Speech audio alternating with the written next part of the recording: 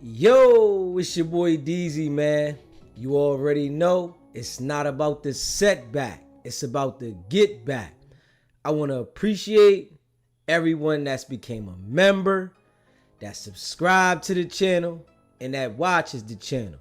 I appreciate y'all. If you haven't already hit that notification bell, hit that notification bell so you can be notified every time we go live.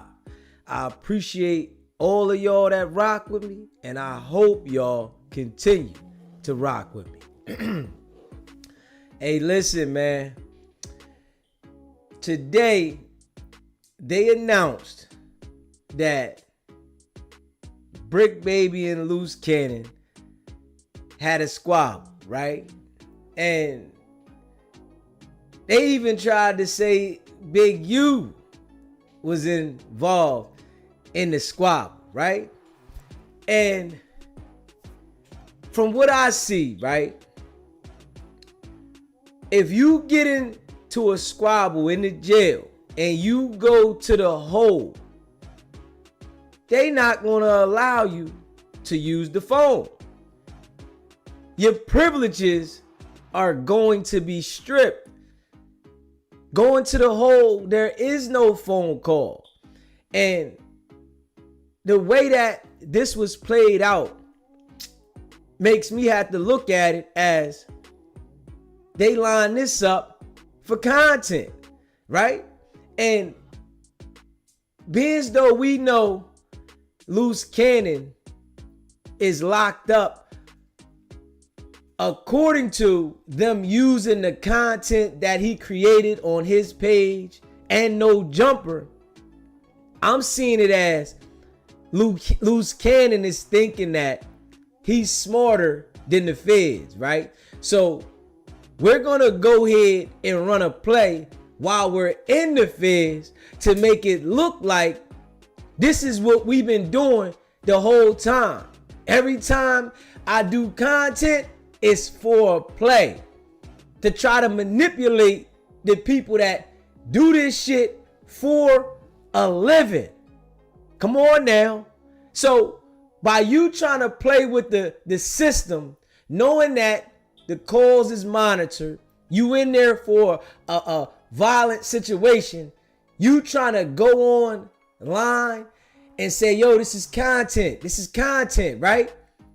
And you gonna say, yeah, I had a squabble and I had to boop bop bop, all that, right? To make it look like the stuff you were saying online was all for content. And this is how I'm seeing it, right? Because if it was real, right, and they wasn't just doing it for content, they would really be incriminating themselves. And the girl is saying that they supposed to have a bail hearing coming up real soon. Why would they give you bail and you in jail fighting, you locked up for some violent stuff, right? All you doing is making it look like you haven't learned anything. You can't control yourself. But we all know they not getting no bail regardless. No matter if they go for a bail next week, 2 weeks from now, they not getting no bail because they are known to run around and have straps. You think that the judge is going to allow them to be out on the street knowing that the day before they got locked up, Brick Baby was on camera with a strap. Luce Cannon, he done pistol whipped, robbed, beat Marciano on camera with a strap. Why would they let any of these jokers get bail? See, they running this shit for content, thinking that they smarter than the program, right? Saying these people do this shit for a living around the clock. But they came up with this bright idea to act like they had a fight. And this is what I think. Because if they did really have a fight, it would be dumb to go on the internet and brag about it.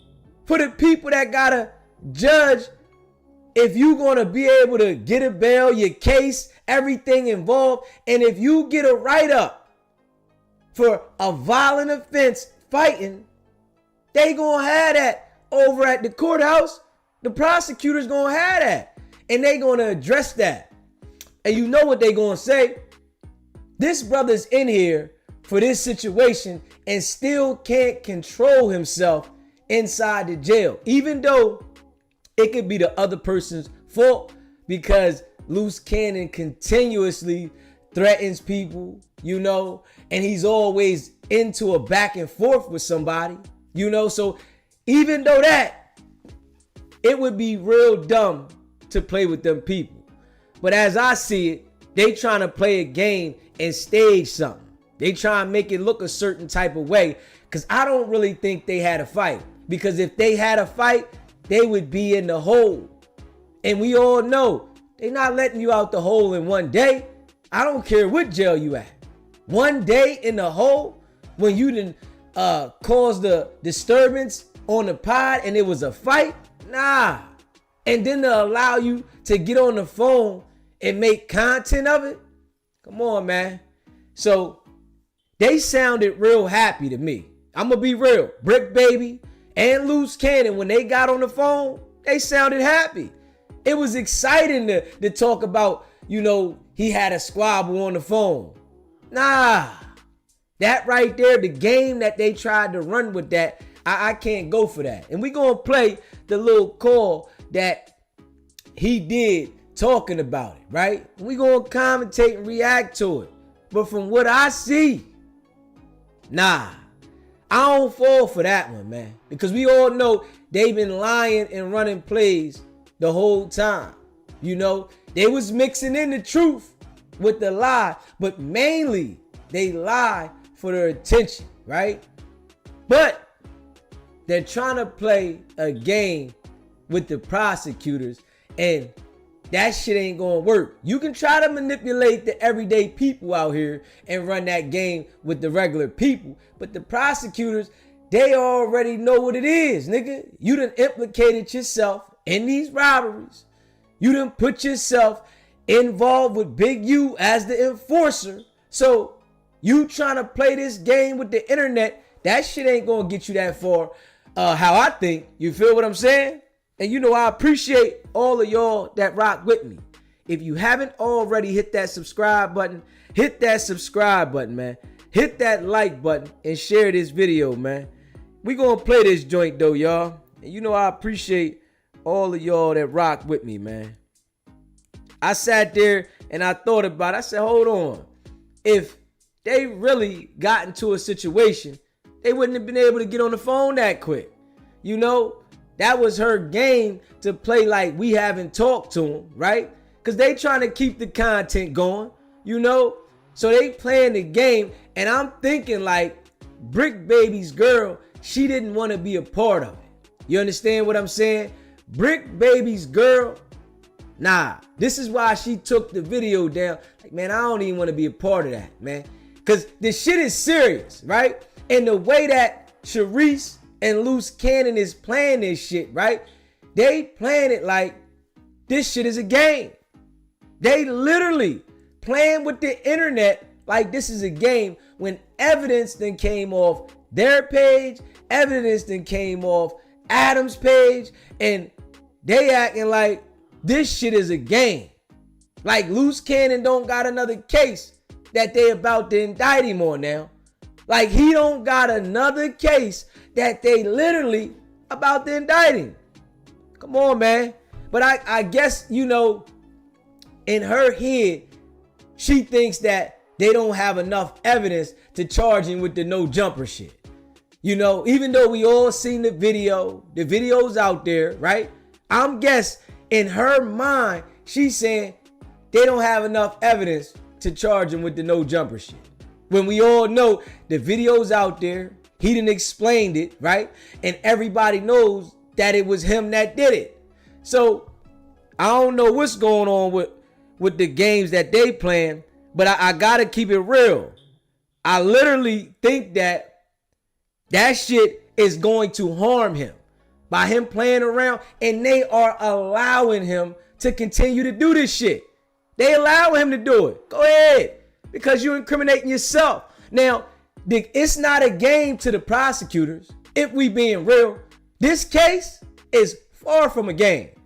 Them niggas is on the pod laughing, joking, playing a whole bunch of, bullshit on the pod. But that shit ain't no game to them. Them motherfuckers, they want to give out some numbers.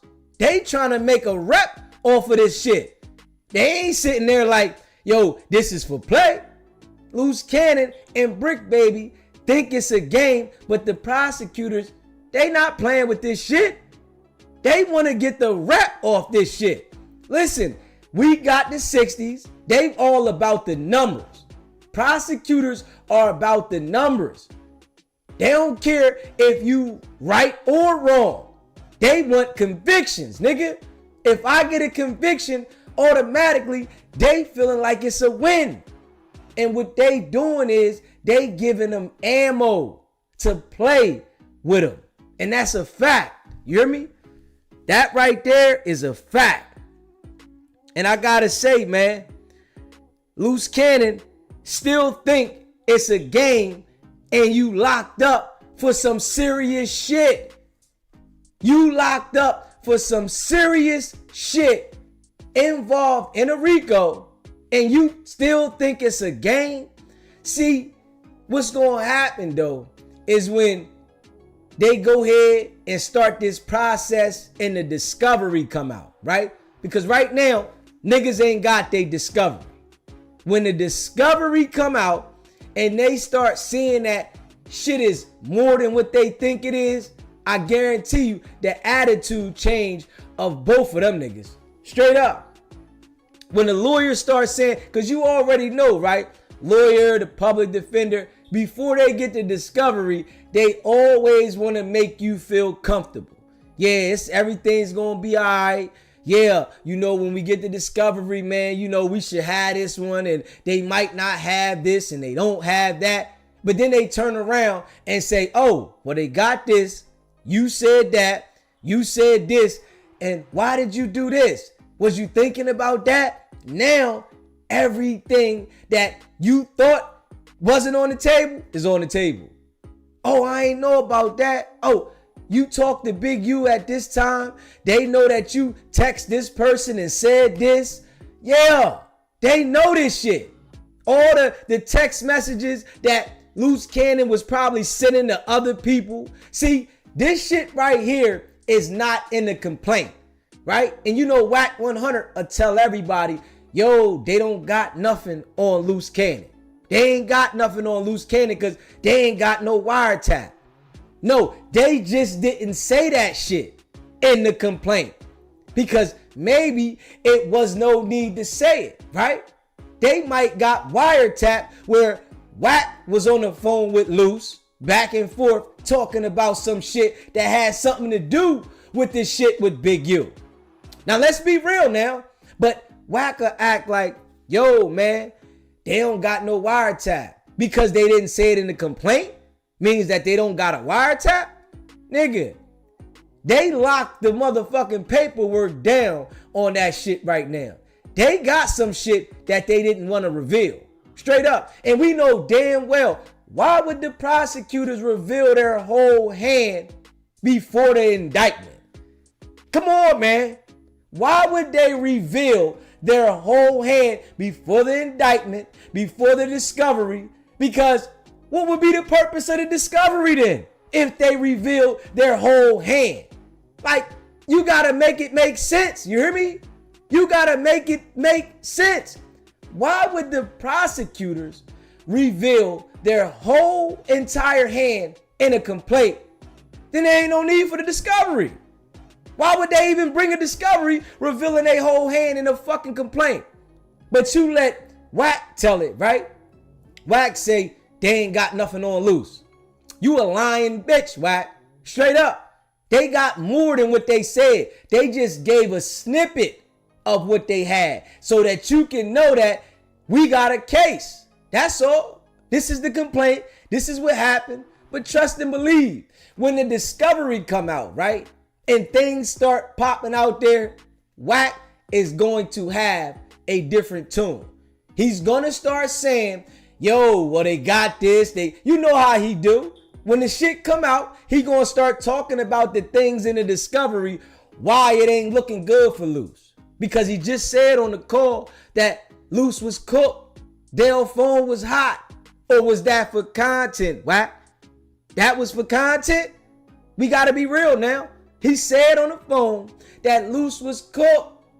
Now I guess you saying Luce ain't cooked because they don't got a wiretap that they let the world know of yet.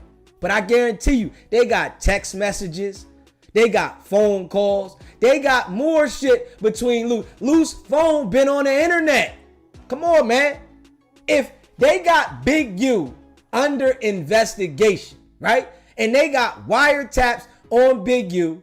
This shit been up for a couple years now, right? Why wouldn't they have a wiretap on Luce Cannon phone? And his phone been on the internet, and this was a major case. Everybody's phone was tapped. Brick Baby phone, Luce Cannon, Big U, everybody in this indictment, they wired they shit because they were trying to build a case. But Luce Cannon, being so slow that he is, the nigga still making content from jail, thinking that I'm gonna make the content to keep my name relevant. You ready to do a bit, my guy? What are you so concerned about keeping your name relevant at this moment, nigga? This is the time you supposed to hold on. Let me see what they got. At least wait till your discovery come out so you can know what angle they coming at. This nigga going crazy and don't even know what they got. Like, this is the mentality of them, and that mentality is going to motherfucking bring them down, whereas though they get a 20 ball. And they think it's a game right now. You know, everybody think it's a game until the judge talking about, well, listen, you incriminated yourself. You was on the phone. You was talking about you was fighting. We don't care if you was lying. We don't care. Because we taking it as you had a fight in jail. You are a danger, a threat to yourself. You are a danger to society. You are a danger. So if you are a danger while you're in jail, and we already know you're a danger on the street, what the fuck are we going to even consider giving you a bail? So the things that they're doing is making sure that they just solidify that they sit the fucking jail, that they don't get no leeway, and that the judge and the prosecutors have more ammo against them. Think about this shit. When they go to court, and if they decide to go to trial, right? And they start presenting the evidence that they accumulated after they were incarcerated, these niggas that incriminated themselves. Y'all getting on the, and listen, they're playing them phone calls where them niggas on the phone all happy so the jury can hear it. Oh, y'all bragging about this? Every single call. I know this for a fact. Shit, because when I got locked up, right? And I had a case, right? They had all my phone calls from calling from the jail, right? And I ain't say nothing wrong. But you know what I did say on there? Fuck my lawyer. I said that, right? And you know what the motherfucking prosecutor said to my lawyer? Yeah, man. He ain't say too much, but he said fuck you on the phone call. You understand what I'm saying? So if they willing to go to that extent to tell my attorney that I said fucking on a phone call to try to fuck with my attorney's ability to motherfucking work for me, right? Thinking that, okay, maybe he might work for him less by saying, yo, your client said fuck you on the phone, right? You just know that all the shit that they're saying, they're going to use that to present it if these dudes decide to go all the way with it. Straight up. Y'all are incarcerated, nigga. Y'all should be calm. Not trying to run no fucking plays for content. This shit is going to backfire on them. But I'm going to let y'all hear this shit in a second, man. And you know I appreciate all y'all that rock with me. You hear me? If you haven't already, subscribe to the channel, man. Hit that subscribe button for me, man. Hit that like button and share this video, man. We going up, man. Y'all know we done hit 9K subscribers, man, and running. You hear me? We going up. We going up. Hit that subscribe button. Become a member. You hear me? From the ground up. The link is at the top. No cap. Y'all know we delivering.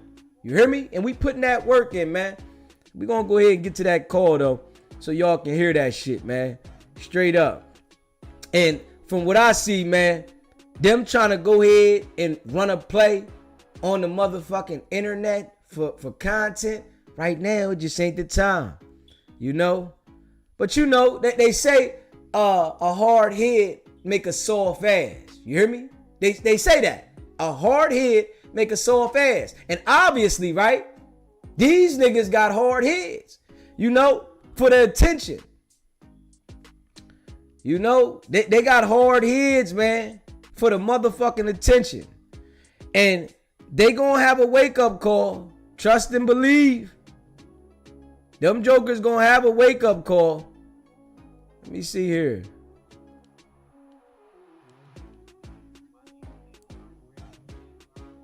This nigga worried about his name staying alive. That's the dumbest shit ever. Fuck your name staying alive. Right now, why the fuck is you worried about your name staying alive when they trying to bury you niggas? Come on, man. You got cases. You done already incriminated yourself to get yourself in these cases. You done incriminated yourself to get yourself in these cases. And you worried about keeping your name alive? Think about this shit, right? They rocked Luce Cannon with a 20 ball, right? He put all this work in to make sure his girl Sharice stay relevant, right? And then she run off with another joker while he got to do that Twinkie. That dude is going to feel so dumb because they're going to use all the content that benefited her to elevate from you incriminating yourself in this case, and she gonna roll, nigga. She ain't sitting there for no 20 ball, man. Ain't nobody stopping 20 years of their life for another person, whereas though they are out here vibrant and living. Come on, man. So, you know, I guess Luce Cannon got to learn the hard way, man. This is just how I see it. I guess he gonna have to learn the hard way. Yeah, right now. What happened? They gonna lock us down at 5. Oh, they are? Yup, yesterday. Okay, so do you guys just want to pre-record something and I play it? Yeah, that's what we're gonna do. Okay. Pre-record it, gonna play it. Okay, alright, it's recording. Yeah, so, shout out to Flacco and Remo jumping on the show. Like, she gonna go crazy. She gonna still go crazy. She holding us down. She holding niggas for that. My name stay alive. Break stay alive. We out here. We in here cooling it. We just had a couple of incidents. And at the end of the day, is we maintain it and head up. And we program it. But at the end of the day, is I can't wait to come home to my wife, fans, everybody that supported me, my IBM crew, and I could just get through it. So tell me, what happened on the yard today? Or not today, excuse me, yesterday or the day. The nigga keep talking about shout out to my IBM crew. Come on, man. See, these calls are monitored. The feds know IBM was involved with that no jumper brawl, right? The feds know this shit already because they said the two suspects, there's two other suspects, right? And they called them suspects. So they know the people that's involved with the no jumper brawl. IBM is a part of it, and you on a federal phone shouting them out. This is where his brain is going, though. So basically, at court, right? Like, court, what happened at court is like, you know, they was acting a couple of names and stuff like that. So I'm right up on it, dude. Boom, bam, boom, bam, boom. Take that with you. Talk to him or whatever, like, call him a sweetheart and everything. Police and stuff like that. Did a report on it, took me to the hole. And then they they brought two of the dudes back to the same unit. And it was just a problem after that. After the problem came, you had to take care of business. But the captain is overruling like lieutenant, and he was like, man, y'all got to stay locked in. So it's not like we listening, but I am the sorry, sometimes I'm finishing. That's how it goes. So you're telling me when you went back from being in the hole the first time, as soon as you arrived, they started it off, popped off again at you guys? I took it and take them off. Okay. And who was involved in the fight? Yeah. All of them, but I can't say it over the phone. So he's saying I can't say who's all involved over the phone. But you saying that the police inside the jail, the COs, made an incident report. So is this cap or is it real? Because if the COs already made an incident report, everybody's name is already in the incident.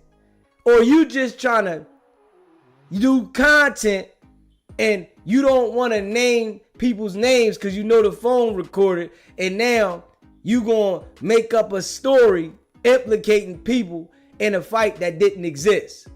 Because if you really went to the hole, right, they would have had your ass in the hole longer than 1 day. Straight up. Longer than 1 day. And you get right back out making content. I think this shit's all for content. Facts. Right. Get some stuff to the fans. I know you can hear me. Man, the trick reporting live. Yeah, man, they trying to put a J in the line, man. I mean, we ain't in too deep with no J Reed, man. We right here turned up, beat up, man. It ain't no, man. You know what I mean? Hey, they say if you fuck around and start stressing, you gonna miss your blessing, man. So we in here cooling, man. This is Rick, man. Shout out Sid, shout out Luce, you know what I mean? It is what it is, man. Content. We got gang with us right here. You already know we got Luce. You already know, staying on the line. You already know we scored up, man. Free scores, man. Well, Conrad there too? Yo, this is all for content, man. Cause ain't no way you gonna get into a fight, go to the hole, and then they move you and the person that got in the fight back to the same pod, and y'all be together, and y'all right back on the phone like ain't nothing happened. And then you saying the same people that you got into a fight with, they moved them back too. I ain't going for that one. Straight up. I don't think they be thinking about this shit when they be doing this. They just do it, and they just do it for content. Straight up. Y'all sound like y'all having a good old time in there. Oh, yeah, we got gang. Whoa. Okay. Honey, I need you to think about the families you have out here and forget about the homies that's in there, okay? I love you and all that, but I need you to stay focused, okay? It's not about all that street politics and all that stuff. I need you, baby. You're not listening. You're still talking. Okay, go ahead. What I'm saying is I need you to stop with the hothead stuff. I understand if people start something, you gotta deal with it, but try to avoid it, okay? You got your bail hearing coming up on Wednesday. We don't need none of this to be hanging over our heads that can affect you coming out, okay? I need you to stay focused. She think that he's gonna get a bail. He has domestic violence charges that he's violated probation for, right? He's gonna get sentenced for that before they let him out of anything. So you gotta get sentenced for the violation. Don't worry about that motherfucking bail hearing.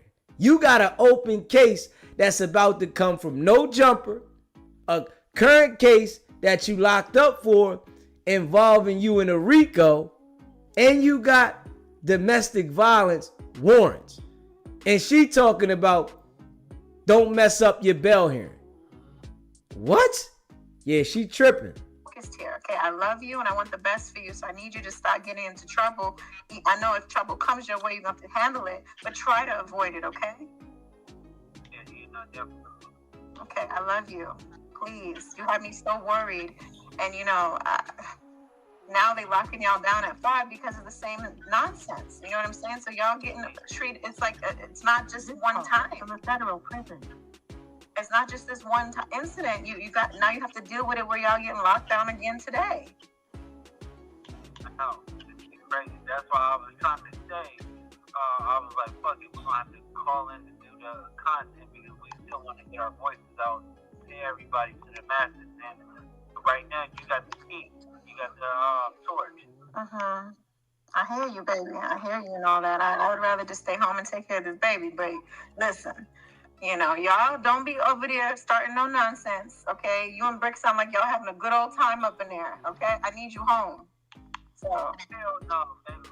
We just have to make what's best of the life right now. You know what I'm saying? Not having a good time. Of course, we want to be home, so. It's like,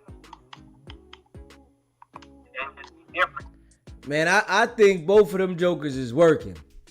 Real rap, man. I think they put them two together so that they can work on whatever they need to work on. And we all know these calls is monitored, right? This is a fresh case. They're monitoring these calls. They know these dudes was picked up together, right? In a situation now. They rounded these jokers up. But they got these jokers on the phone acting like this shit is a game. But I know something is real fishy and it's going to come out sooner or later. Because they be always saying that I've been tripping. You know what I'm saying? But they don't understand I'm missing you. Everybody outside. You know what I'm saying? So I got a very, very short sentence. I hear you, but I need you to keep that sensor close and don't break that sensor, because you got to understand that your actions have a reaction, and we don't want it to affect anything that we're working hard for to get you out, okay? All right? Please keep that in the back of your mind, all right? I'm going to always support you, whether you're right or wrong. I'm going to always be there for you and be down for you, baby. But I just need you to be mindful of everything that you're putting everyone through with whatever actions or reactions you may do, okay? Because you had me sick yesterday. I was sick not hearing from you. I was so super worried. slow. I'm like, listen. Super slow. I was like, man, you knew I was gonna be worried. You knew. Yeah. All right. Well, I love you. I'm gonna save this audio and play it for them so they can hear it and. Right now. Hey, Stan, you want to say something to the people, cuz? 7 minutes and 45 seconds. Go ahead. Jack, you want to say something, cuz? Jack, you want to say something? This don't sound like somebody that just went to the hole and had a fight. Okay.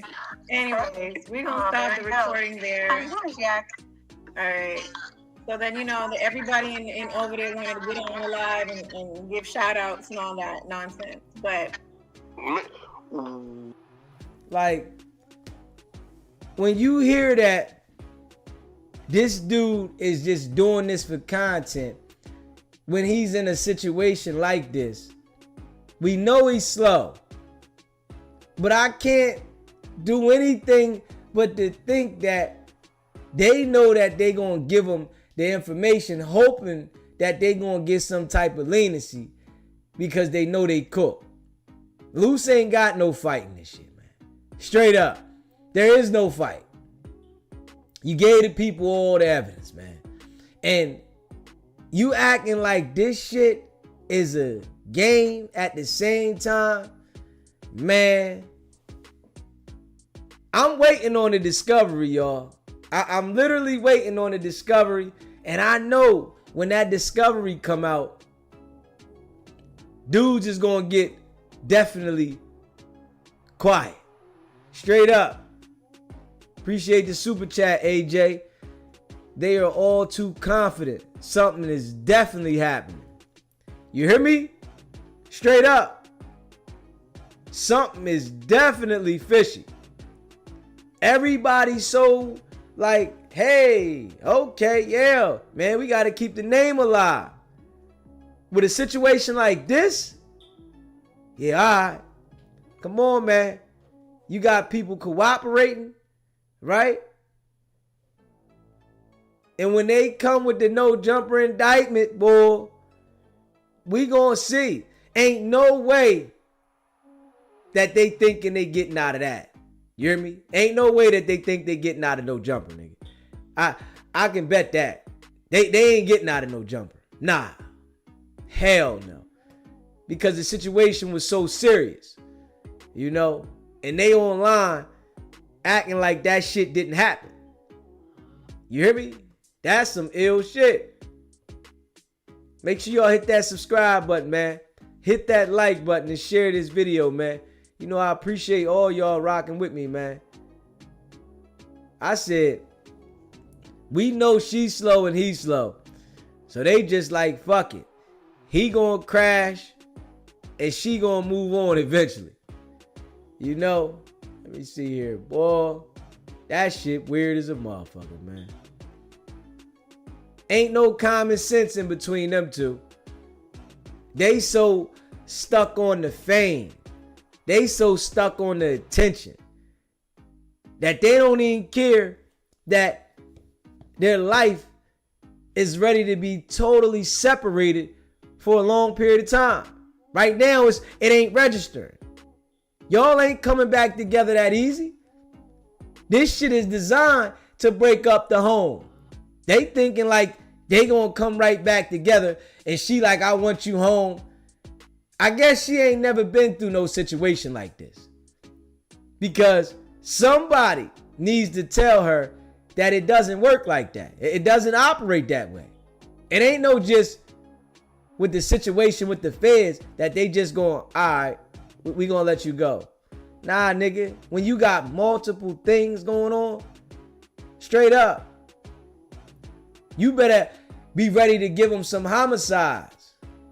Because boy, oh boy, we know which direction this shit going in, man. You hear me? Everybody knows what direction this shit's going in. And, you know, I'm thinking, boy, that everybody talking. This is what I'm thinking. Being as though that these niggas was online talking the way that they was talking, I'm thinking everybody is definitely talking. Everybody. You know? And we gonna see what happens with Big U.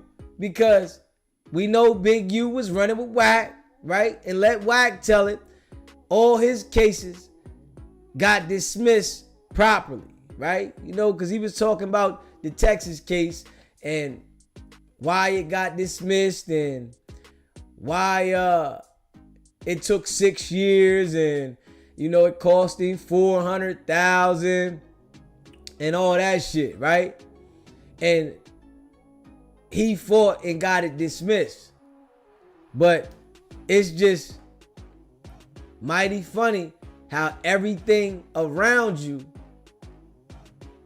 goes into a situation where niggas got cases, but you don't get no case. Don't nothing happen with you. You hear me? Straight up. Dave, you said, can you imagine this being played in a conference room full of federal agents reviewing this? This shit is going to can them niggas. They think it's a game. They playing like these people didn't round niggas up and lock them up. This is how they playing. And Happy talking about shout out the team and what? They too comfortable, man. It's something fishy. It's something real fishy, man. And you already know Luce Cannon said Brick Baby was telling.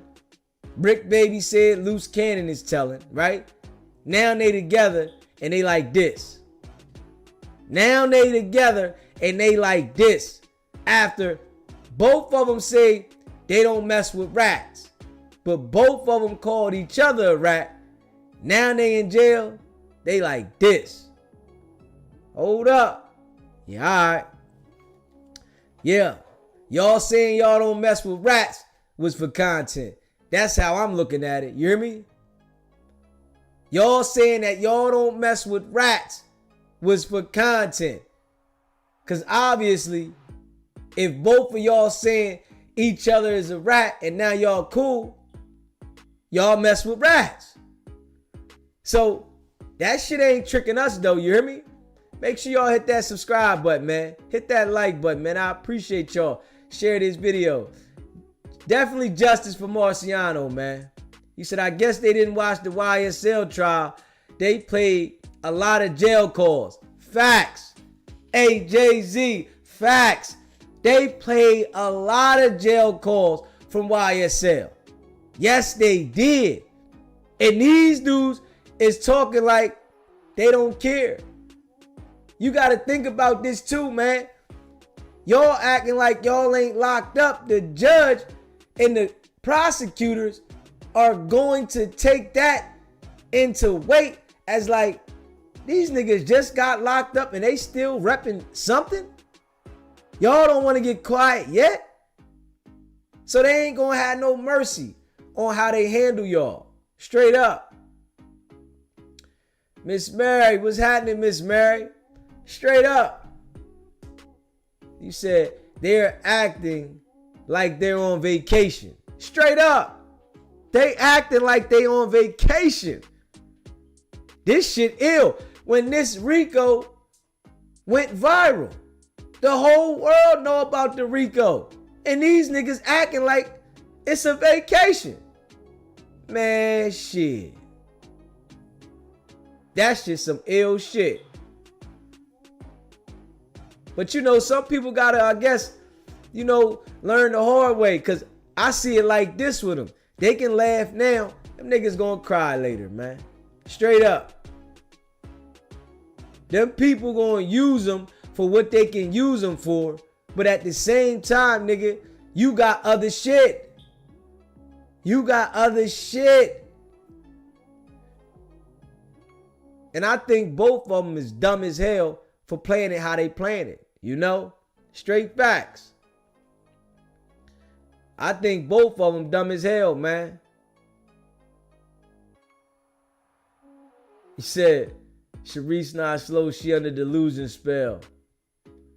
And I think she gonna wake up eventually.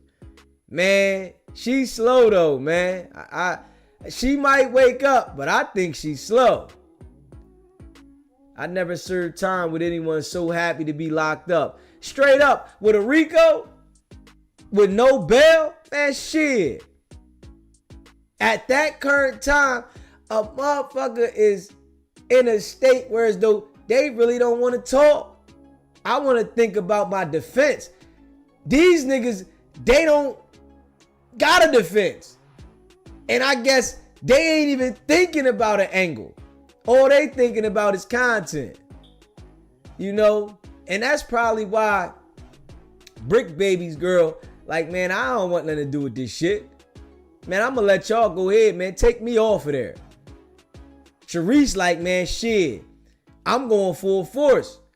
I gotta hold the torch. Luce Cannon passed me the torch. I gotta hold the torch. Shit. If we being real, straight up. She like, I gotta hold the motherfucking torch. Yeah. She way too slow for the life. Like, definitely, she way too slow. But, you know, it's gonna give her the wake-up call when the discovery come and the lawyer start conversing with her, letting her know what the fuck going on, if he does let her know the details. You know, what Luce Cannon gonna let her know. You know, once they start talking about the shit that they got, because they got more than what they showed. I guarantee you they got text messages. Straight up, he was contacting Dale. I played the audio where he was talking to Dale. I know they got that. They got a lot of shit that they didn't say in the complaint. So his brain is only thinking about content when you should be worried about all the shit that they got. Because they got more than what they showing. They only showing the complaint to let you know why you got picked the fuck up. But in all actuality, nigga, they got more evidence. You ain't never known for no prosecutor to reveal the whole clip in a complaint. Straight up. They don't even try to reveal everything at the motherfucking preliminary hearing. And Luce Cannon waived his preliminary hearing. So the nigga waived this preliminary hearing. They didn't put everything in the motherfucking complaint. They added the no jumper shit in the complaint. They know that it was $5,000 worth of shit. So they got an itemized list, right? And you think that they gonna let this nigga the fuck out? Like, that shit don't even make sense, man. Straight up. That shit don't even make no sense if we being real, man. Straight up. I gotta be real, man. That shit don't make no sense at all, man. And if you haven't already, hit that subscribe button, man. Hit that subscribe button. Hit that like button and share this video, man. Straight up. You know, I appreciate all y'all that rock with me, you hear me? Yeah. But it's gonna go down. We about to see it, you hear me? We literally about to see it. As this time goes on and they think that they got it all figured out, shit gonna get messy, man. Let me see here. Shit gonna get messy. Trust and believe that. Trust and believe that. It's too much, you know, shit on the table. And they didn't grab Joker, so you know they got what they need. It ain't like they looking really for some shit. They just getting more evidence. Come on. We gonna let y'all talk. Put y'all together. Go ahead and incriminate yourself. We'll figure it out, you know, after y'all tell us more. That shit is like, it's like they retarded, man. Literally. Both of them is like real retarded, man. Let me see here. Yeah, make sure y'all hit that subscribe button for me, man. Y'all know we going up. You hear me? Facts. We going up. You hear me? Straight up. Karma driving that short bus. Karma is definitely driving the short bus. He said public defenders hoping for the plea out. Hey, listen, the public defender don't care nothing about him. But they saying that, you know, they got a lawyer, but we gonna see. Because I ain't see nothing signed on yet. But I'm gonna see if they open something up. I ain't see nothing signed on yet. But you know, it's the weekend. So, you know, it's the motherfucking weekend. So probably motherfucking this week we'll know something with that. Because it's the weekend. You know what I'm saying? And I'm sure that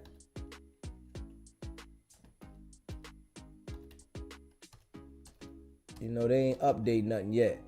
But we gonna look in there. You know, we're gonna look in there, man. You know, I appreciate all y'all rocking with me, you hear me?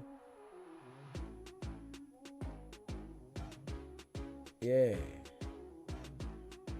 And y'all know I just call it how I see it, man. Luce Cannon is definitely a clown for that one, you hear me? I would be thinking about my life right now. This nigga here is making content talking about I want to stay relevant. Nigga, I don't want to be relevant right now. Hell no. This is the time you supposed to go under the radar. You know what I'm saying? This is the time literally that you supposed to go under the radar. You want to be, out the way. Yeah, Luce definitely got 6 kids too. Luce definitely got 6 kids.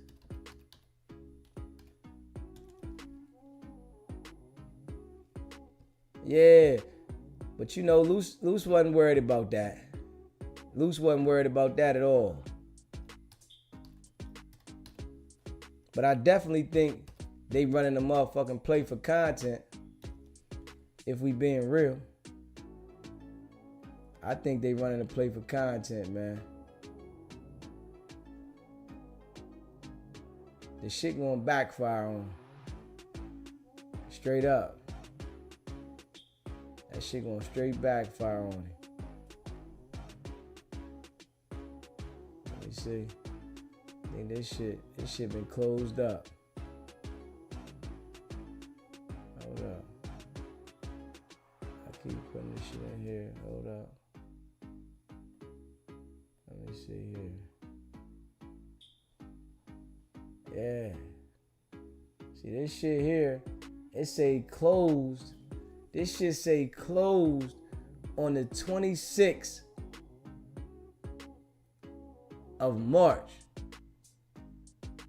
They closed the file on the 26th of March.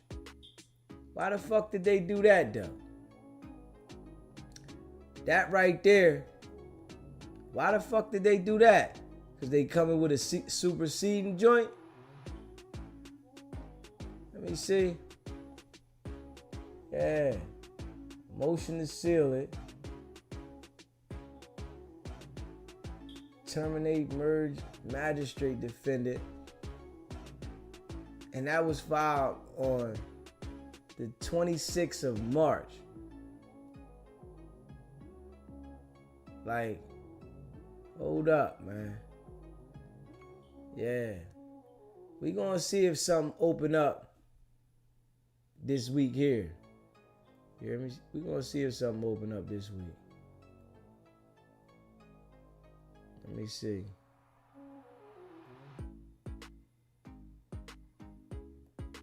Have a change of heart. Yeah. Let me see here.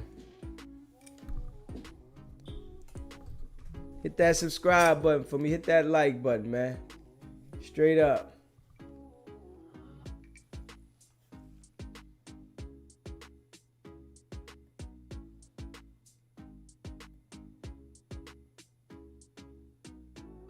So they're going to have that you had any intent to be involved with this. Well, that's what I'm saying. I don't know the peculiar or the particularities of the Dude, law, the whole but 75-page indictment, Luce Cannon is mentioned one time in one situation.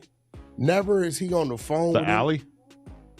No. Because that was mentioned not in the indictment, but in the criminal complaint. Yeah, that's not part of his but charge. it could become one, right? His Because it chargeable seems crime. like Jay Reed's been talking to him. I'm talking about Jay Reed he's a dude that want to be on the internet. Right, but I Right, mean, so it seems like he probably had a conversation with the feds, because how else would I the don't feds know that he took $5,000 worth of stuff from him? I don't know what he did. Who else could attest to that? Yeah, I don't know. I didn't see. Where the hell was $5,000 of stuff? I know that number seems inflated, because like if they took his phone, maybe he's got a little money in his pocket. Like what $5,000 is crazy. I didn't see nothing. I didn't see, I don't know. Maybe I don't know what the Yeah. Very few people have $5,000 worth of stuff on them unless they got a big ass knot of hundreds in their pocket or like 5 phones. Yeah, I didn't really see the taking of items. They were beating and pulling pants down, but I didn't see like the robbery. Yeah, I believe they probably took something, but I don't know what it was. I didn't hear nothing about nobody come up on nothing. So, but wait, so why did you have a change of heart about the New Jersey RICO? What further information did you become privy to? Well, the New Jersey RICO is saying it's a dope case, but it's all from the time Sue Surf them had their thing. Big U was in that one. Oh, okay. So this might be something totally different. And knowing Brick, you know what I've. So now I guess Wack said Brick ain't working. Now Brick ain't working now. Heard about Brick. Brick's always been a dude that did his own thing. Yeah. You know, you might be there doing your thing over there, but he'd be way over there with somebody else. He's got a lot of relationships, but he's not really like a hanger-on in a way. Like, and you know what I didn't really like think about until I was listening to the phone call that he actually uploaded to his page, which was that after the Nipsey thing, his name was kind of in the dirt in LA. Like a lot of people did not want to be associated with him because hanging out with him was almost like co-signing the death of Nipsey because people thought of him as being so close to Eric. You can't say that because... But that's how he felt, is that like people didn't really want to be around him like that. Well, no, what it was he wouldn't denounce Eric. Exactly. Which he wasn't supposed to. Right. That'd be some hoe-ass shit. Yeah, he wasn't supposed to because in a lot of people's eyes, Eric wasn't wrong. They didn't like what he did. Right. Because who it was, who he did it to. Right. And for the reason they say he did it, he wasn't wrong. And this is why Cowboy puts up a fight. Because Cowboy understands the reason that they put out there justifies what he did. I've been listening to Cowboy's old stuff, and his whole thing is... One thing I say though, Wack can tell you about him studying somebody's old shit quick. I've been studying this and I've been studying that. The nigga said he was studying the trannies. That let me know Wack extra weird with that one. Nip didn't say that to him. And if you eliminate that, right, now it's the question of why did he do it? And if you listen to Black Sam, right, Black Sam says he turned the corner in the red shirt as if somebody sent him to make it seem like it was some Bloods doing it, right? But then that's a little off because I don't think he was ski masked up. Hit that like button, man. Let's get the likes up, man. I appreciate y'all. He's on the gang files. You know, they gonna know who he is. So that's why Cowboy, a lot of people don't hear him. I be hearing him. He like, yo, Nip didn't say that. But what debunks Cowboy, and where I read it at, is when TMZ, long time ago, I don't know if you caught it, put out the statements of the 2 people that got shot in the parking lot. When they told the story of what the conversation was. Wait, 2 other people got hit when Nipsey got shot? Yeah, hell yeah. Was it just accidental or? Hell no. Why did he shoot other people? He popped them because they was there with him. Oh shit. See, he came in, he popped, he hit Nip, neutralized him, came back, shot them too. I believe it was a Cousin Carrie and a female or something. Wow. Or whatever. And he shot them too. Cousin Carrie was over there just getting some clothes and shit. And that's where it originally come from. I think it's TMZ article where they put up their statements to what the conversation was that led up to the shoot. Right. Because nobody else could tell the story. Nip's not here to tell the story. Eric never said it. He never gave any statements. So the only 2 people that's there is the other 2 people that got shot and survived. So. Yeah, kid, you gotta refresh your thing. You gotta click out of it, kid. And then go back in it. It definitely went over. You gotta click out of it, kid. Click all the way out and then click back on it. You know, and Brick, you know, the politics I think he stood his ground on that. That's my homeboy. It's unfortunate what happened. A lot of people have been bothering him or whatever about whatever, and he snapped. And I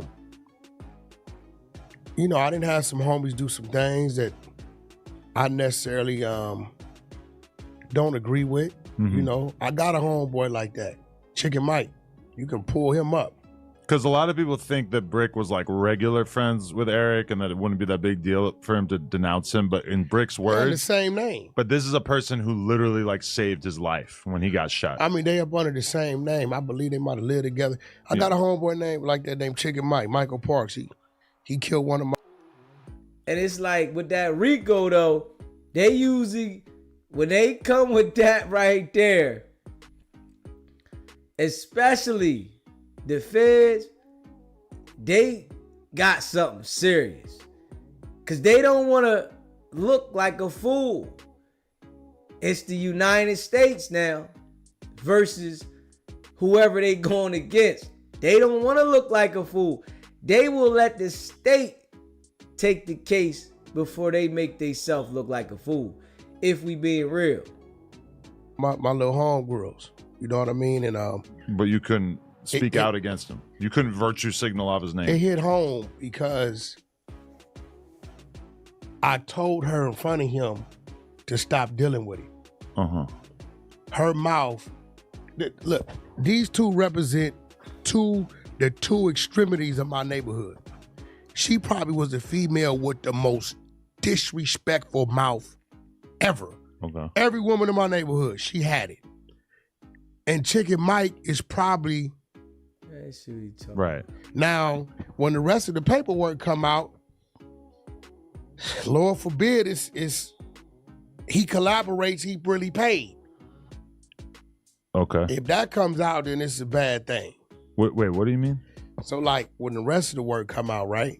If it's in there that Brick Baby gave a statement that, yeah, I in fact dropped off X amount of money to Big U. Okay. Because of this. That's snitching.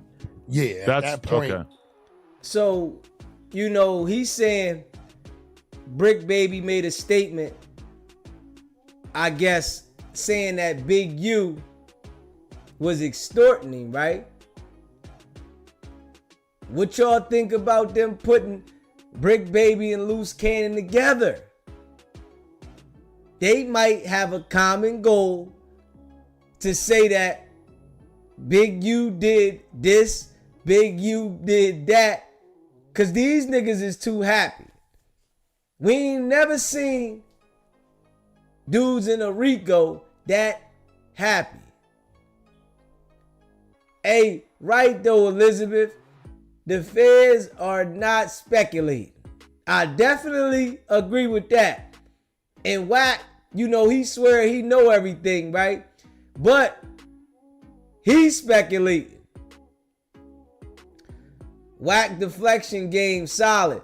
And listen, he do that shit for real.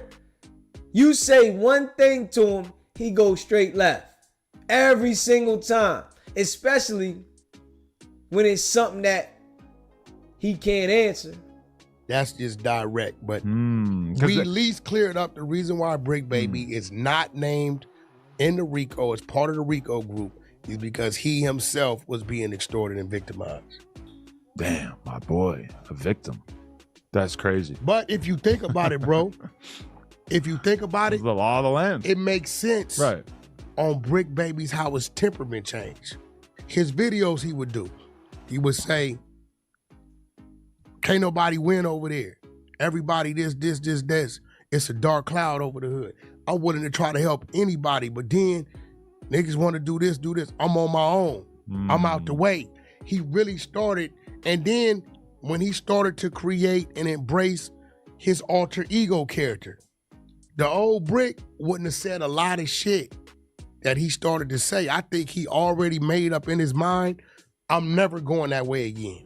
I'm about to make this entertainment thing, this podcast thing, and whatever else comes with it, this is going to be my world of my life. He's probably had so many different moments throughout his life where he said, God damn, this gangbanging shit is not what I thought it was. Yeah. And I think that was one of the last moments. And he even seen himself that their phone call got him hot. I understand. He's saying somebody else's phone call got him hot.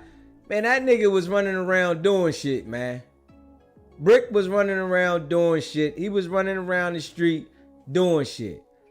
So he got jammed up being in the light. I told you, once you get in the light, they coming by to check you. Once you get in the light, they coming by to check you. This how I know Wack 100 done had several situations whereas though they didn't came and talked to him. He already said they had him on 300 hours of wiretap, and they told him that. So they done check Wack in a lot of different situations, but he don't want to admit to it. So of course, they done ran down on Brick. They wanted to check his temperature. And every time they ran down to check his temperature, he was dirty. Then a lot of things he used to say to me now. Do you think that Brick is secretly happy about Big U probably being off the streets for the rest of his life? Because we don't really know the true nature of their relationship, and obviously I'm not going to get a straight answer out of him. He would never say it. But I don't think he's happy about it. I think he had already disassociated himself and put distance between himself and let people know what he wasn't doing no more. And this is why when I be like, yo, why did he say the shit he say to Adam and the shit he said on Unk's thing about the. So you think that's what, really? I mean, yeah, if you want. I think he was letting people know, hey, bro, I'm done. So he's not going to formally be like, listen, I'm done with the gang life, but maybe him saying that me and him are gay together, or him telling random dudes that he's going to buka them, that's his way of sort of signaling to the streets, hey, I'm not playing by your rules. I men. No. Oh. That's his way of. Hey, yo, do you see how Adam do that, though? Adam is definitely gay, man. Because he says this shit to these niggas about gay shit, and they just sit there and respond like it's regular. And Wack sit there all calm. He's used to this shit. Saying, hey, bro, I'm done with the street life with y'all. Okay. Whoever with me is with me, and I'm going to do things my way. I'm having fun with life. I'm done. I'm not reporting to you. I ain't doing nothing with you. Whoever rocking with me. Whoever ain't. Got it. Because he started to build a whole nother persona in him. But what would throw people off was on Hood, on the dead homies. Right. And I just think maybe that would have been next. Maybe he was going to start working on that. He worked on being so high. We can give him that. He used to be loaded. That is true. He got better at that. He got better at that. That's true. I think it was some things, that he was working on. But I think he was just caught up. No, that's and real. he knew it was coming. He was already caught up. But what's crazy is they kind of the ones got him caught up. Speaking on him. I know, that's wild, right? Just that he would have been able to duck that if his OG wasn't out here just having little conversations. A lot going on, man. Young Thug. Oh, I mean, really? Like, okay, when I first heard that they were trying to violate him and SBGB TV, it's a live call-in show. Station name, where you calling in from? Hey, baby. Okay, I just got out of a hot bath. Did you? Maybe I heard it wrong. I was trying to go back. Did Wack say a man and a girl got hit when Nipsey got hit? Yeah, I think that's what he said. Oh, he's a motherfucking lie. My child was out there. It was Nipsey and 2 other men that got hit. My daughter was gonna park in Nipsey's spot. It was full. They was gonna go. They went to actually was going to Louisiana across the street on Slauson and Crenshaw. It was full. They parked at the Shells, and when they ordered their food, and was walking back, and all hell broke loose. I was coming out at that time. They still had a 99-cent store. My daughter, never to call me more than 2 times. I get to my car. I didn't hear my phone ringing.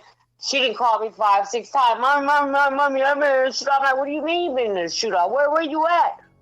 I'm on Sauce and Chris. I'm like, what happened? What happened? She's like, I don't know. And she said, well, I think something happened to Nip. I'm like, well, did he get shot? She said, I don't know. That bitch ass nigga is lying. My child was there. It was him, a dude, and his nephew. That they was going somewhere else, and dude was like, okay, let me get something, because they was going to a funeral or something. I guess his nephew or the uncle said, oh, you need to get something more flyer than that. And they stopped, and they end up getting hit. Okay. Oh, he got motherfucking lie. It was never no lady get hit. My child was there. And I'm 3 hours away. Is nothing I can do but try to calm her down. So, I'm out. Alright. Inglewood got real passionate about that one. Too passionate, Inglewood. And send him back. I was like, that's crazy. How's that possible? But like, when you post up a picture of somebody who works for the DA, or was it the DA? I forget exactly what it was. But if you say, this is the biggest liar in the courthouse or whatever, you're really kind of taunting them and provoking them to he send you got back. 35 years hanging over his head, right? Yeah. And he can't entertain nothing. Right. Nothing. Because what happened was, when he did that, she's calling it gang members. Right. We know them as trolls. So what the trolls do? They go find the lady mama house, put pictures up. But now it looks like it started with Thug, and because of you, all these things are happening. That's a threat. Right. So he can't, if he ain't saying everybody have a beautiful day, Yeah. go stream my music, check out my new poodle. Exactly. Because One thing though with Wack, he knows how to navigate everybody else's life to keep them out of a situation. But the people around him, he doesn't know how to navigate them to keep him out of a situation. They always end up in some shit. And then he tell you, I don't give a fuck, because they grown men. But he can tell you how to navigate everybody else's situation.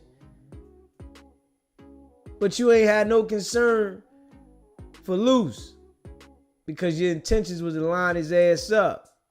I can't watch it yet. But No, it's cool. She shout out We Starvin'. He's my She my don't plug like for your most ass, of that. though. I don't know what you did. Yeah, I don't know what she has against me. I honestly. think she did something about that. Right. So, they got to be some pretty strong characters in their position. No shots at them, but let's be real. They're riders. They're people who are trying to get somewhere in their career. Think about how many people have worked under the Kanye umbrella over the last couple years that end up estranged from him, that were clearly using him and the star-studded power that he has in order to get ahead in their careers. And then at some point, they take a step back or they get kicked out of the operation. And what do? They basically just start talking shit and smearing him, because he probably did a million things while they were working together that they hated, that they were disgusted by, that they wouldn't let anybody else get away with. And even somebody like Academics, it's like he's made his way into having this amazing access to Kanye, but what's he got to do? He's got to kind of keep quiet or not be critical about some of the crazier Do you see what things. I see? What? When Academics is talking with him, What? total different Academics. Yeah, it's Oh, okay. but you, One second. but you have to. He's so- looking a little bit Flacco-ish, huh? Yeah. So Kanye, do you okay, yeah, I understand. And I'm like, you do not understand. The act we know, is a troll who he's gonna take whatever you say. Bro. Okay, that's what he's gonna do. Ag is gonna take anything you say and he's gonna twist. Yeah, I didn't see that one. Let me see if I can see that one. Yeah, hold up.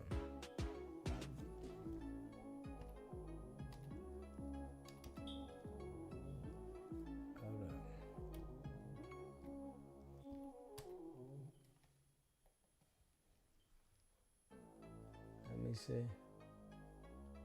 Yeah, he pulls up.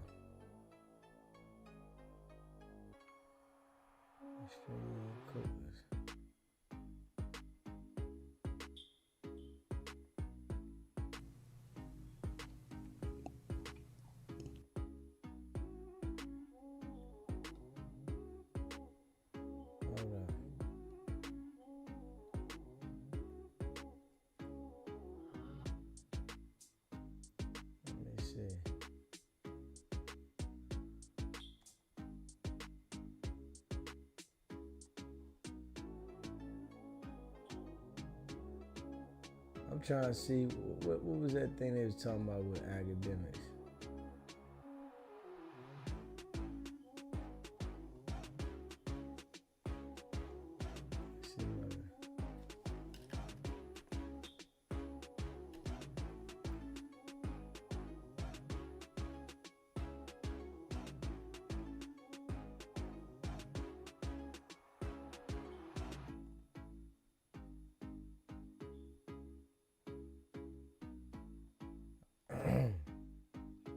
Yeah, I'm trying to see what it was.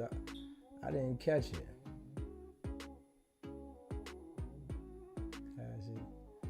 Academic details, your interview went down. How it released. Going to Japan.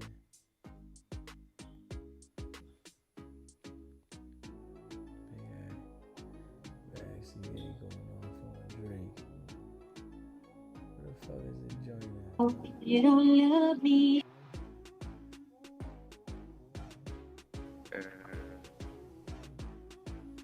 There's some music.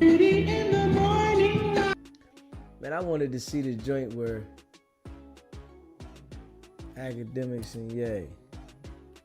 Where the fuck is acad?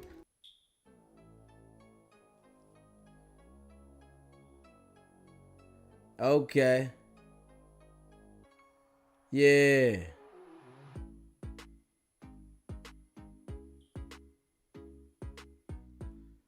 Got you. Yeah, shit, we ain't fucking with that one. Shit.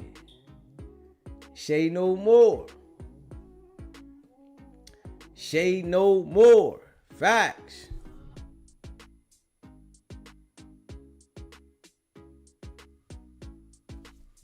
Yeah, shit. We getting that one the fuck up out of there. I don't think I played nothing too crazy though. You hear me?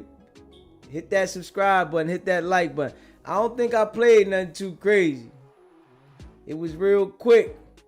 It was a clip. Fuck that shit. Every shit, hold up.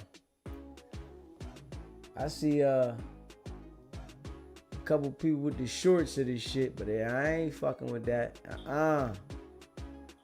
Say no more. And No Jumper said something about this shit too. Gonna twist it into a weirdly perverted version of it, and then he's gonna drill you about it.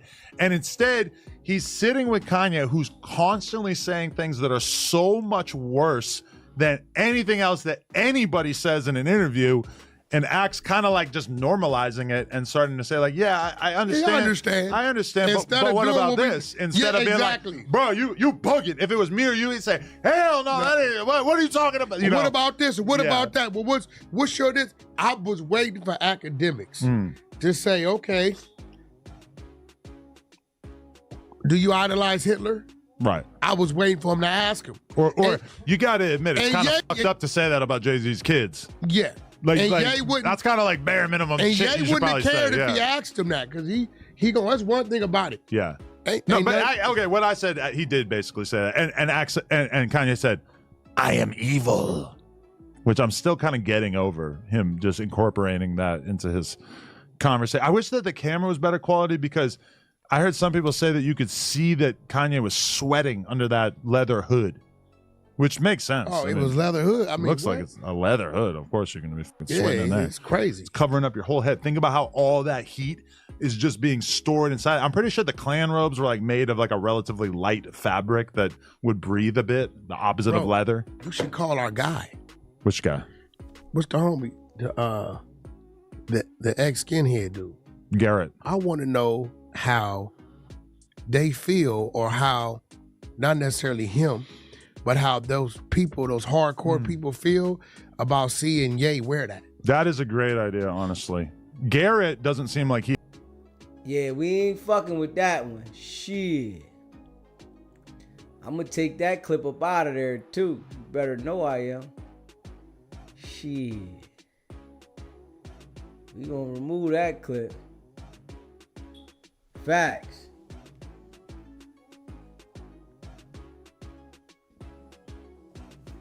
Yeah, we gonna remove that one. No cap. Yeah, we gonna remove that one, y'all. Fuck that. We don't want no smoke. He said when this show come on, my husband know it's bedtime. He said, the love to bash Kanye. Adam had white supremacists on No Jumper before.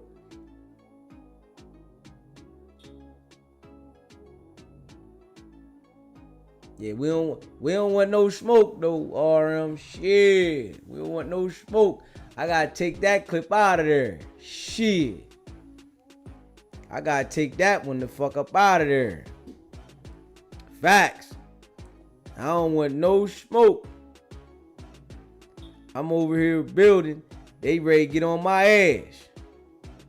Shit. Next thing you know, they be on my ass. You know what I'm saying? We gonna get that motherfucker up out of there though. Facts. I don't want no smoke at all. Shit. Let me see. Hold up. Especially when we try to put this motherfucker together. Shit. Let me see. Hold up.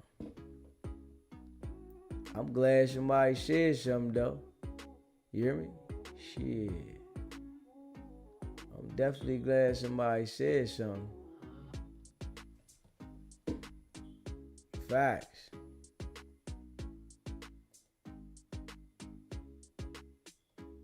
And I don't want no smoke. Make sure y'all hit that subscribe button for me too. Hit that like button. Share this video.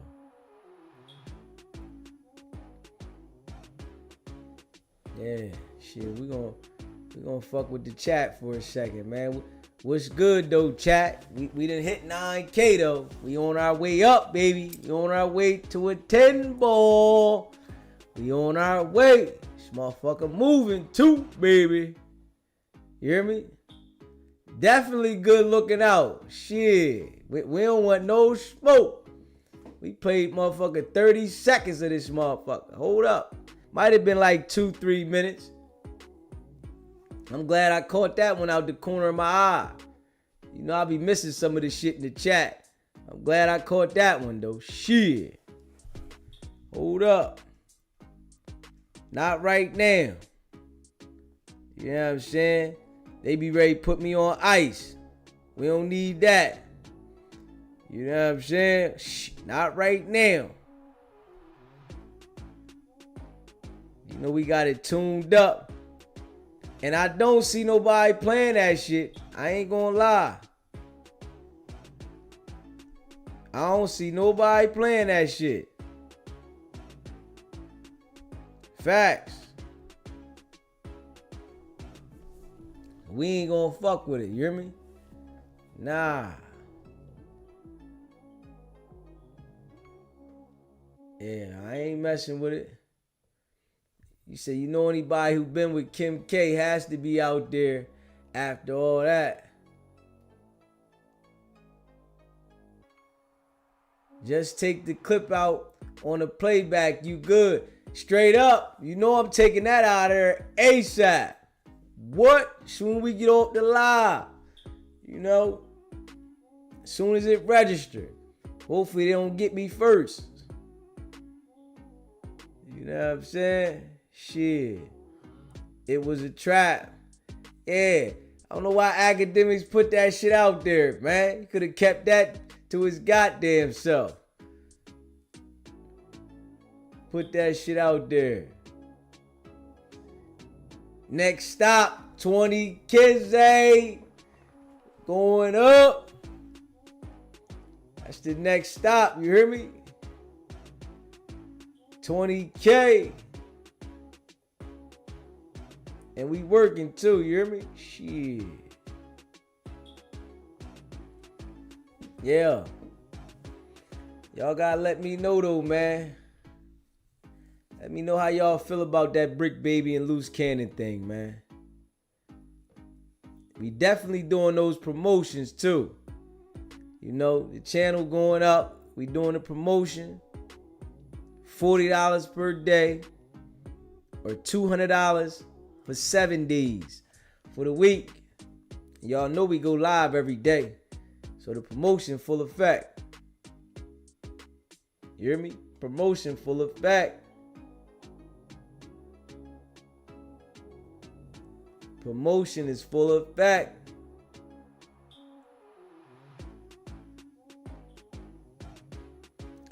Yeah. Salute to the chat. Smash that like button. Please support the channel. Facts. Y'all see we grinding. Membership pinned at the top. Let's go. Said I think the feds put them together to listen in on their conversation. That's definitely a big possibility. For them to even be on the same pod together. That right there lets you know. Shit. Let me see here. It's one of them nights, y'all.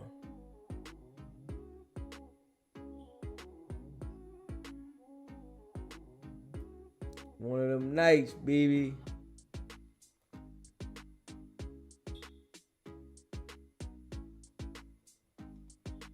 Yeah.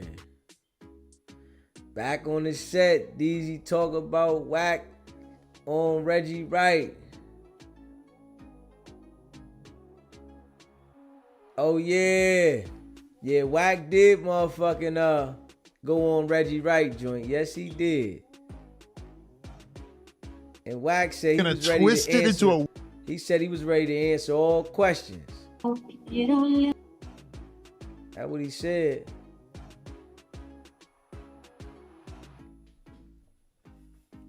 Wack tried to spin the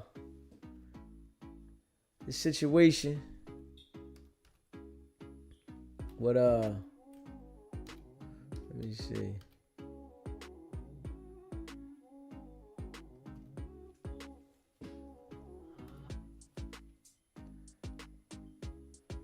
Yeah, Wack tried to spin the situation, man. But I don't want to mess with his shit either. If we being real, I don't want to mess with Reggie's shit either. You know, them dudes be ready to strike my shit.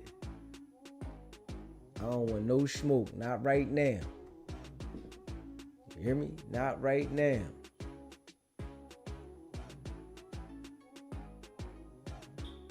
Let me see what they talking about. Let me see.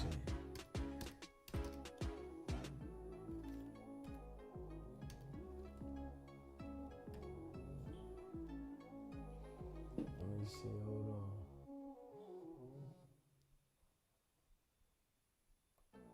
on. Sean Diddy Combs was. What they say about Diddy? He got a new indictment. Diddy got a new indictment. Hold on.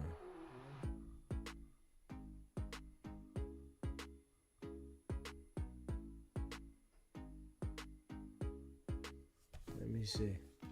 What they say about the diddler? Hold up. Hold up, y'all. They got new shit on the Diddy.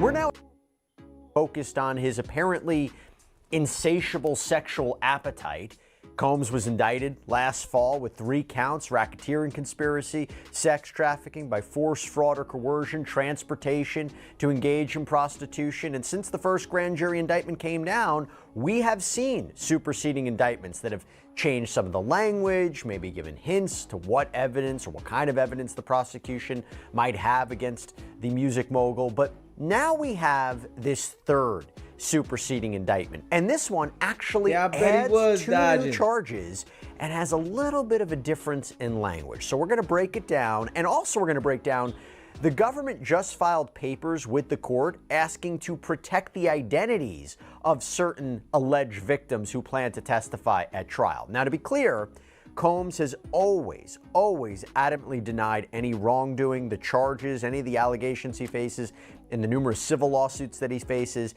and he said he looks forward to his day in court. All right, so I'm not going to do this alone. We have with us friend of the show, former federal prosecutor Nima Rahmani. Nima, so good to see you. Just the person I wanted to talk to about this. We have so much to get into. First, though, you got to talk to me about this. Combs scheduled to go to trial in May, next month, May 5th, weeks away. SBGB TV, live calling show. State your name, where you calling in from? He just calling me back. I was the one that let you know about that thing in the chat, but your moderators blocked me after I was just looking out. They blocked you. They blocked you tonight? Yeah, they blocked me. Like, I was like, why the hell we get blocked? I was just looking out for the channel. I thought they just said good looking. In the chat, like, good look and shit. Now I'm trying to comment again, and they blocked me. Hold on. I'm going to tell them, see if they get you back on there. Yeah. All right. I'm going to get you back on there. All right. All right.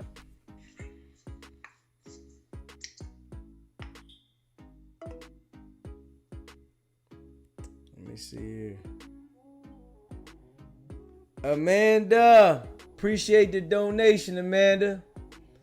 Hey, RM, can you get Tony back on there?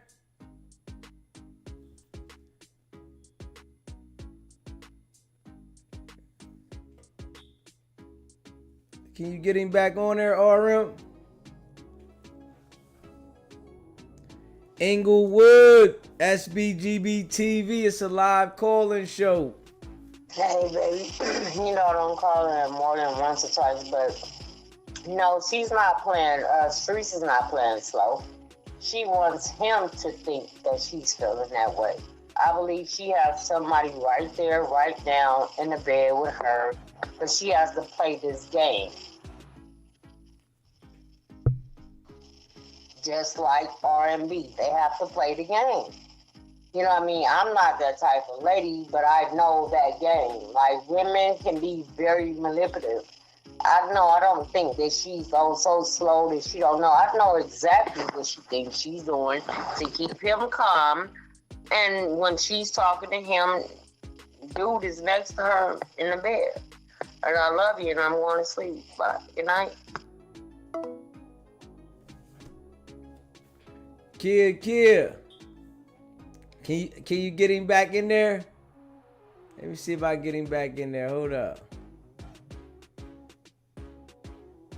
He said Tony didn't get blocked. Let me see. I don't know. I could try getting back in there. Hold up.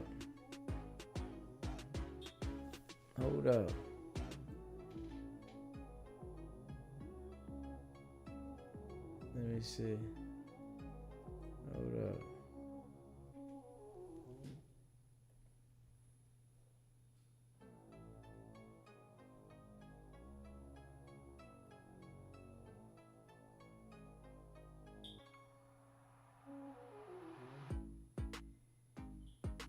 I'm trying to see. Hold up.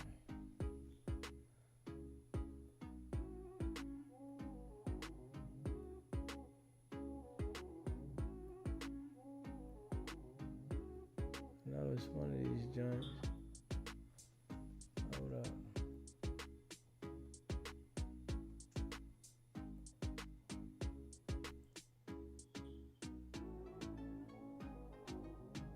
I'm trying to see if I can get it back in there. Get back in there. I gotta find out where the shit at again.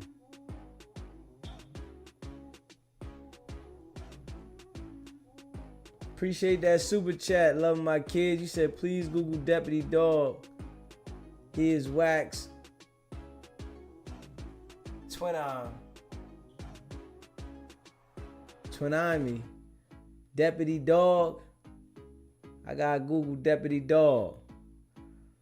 Yeah. I'm trying to find out. See if I can get the people back in there. But it's something where hold on. Something in here. Hold up.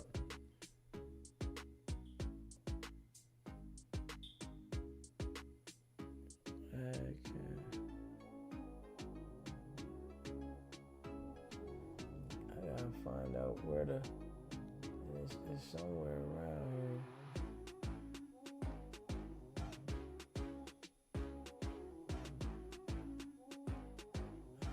Where it's at, but it's probably right in my face somewhere. I can't find it. You know, when you're looking for something, it always be like that. But I know it's somewhere here.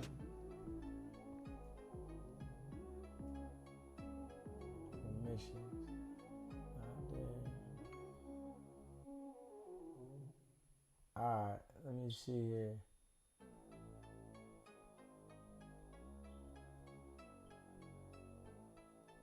Okay, hold up.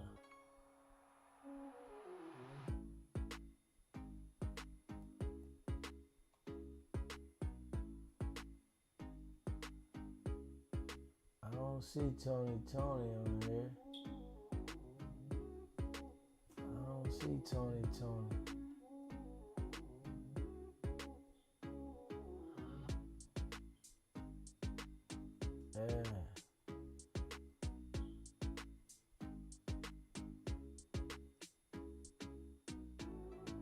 Yeah, I don't see Tony on here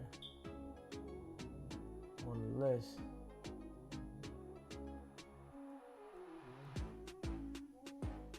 Yeah, I don't see that one, bro. I looked on there, I don't see that one. Yeah. Yeah, I don't see that one on there, bro.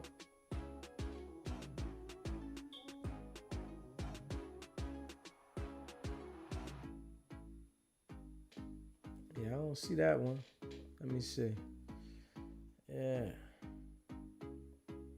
I want to see what they're talking about with the diddler.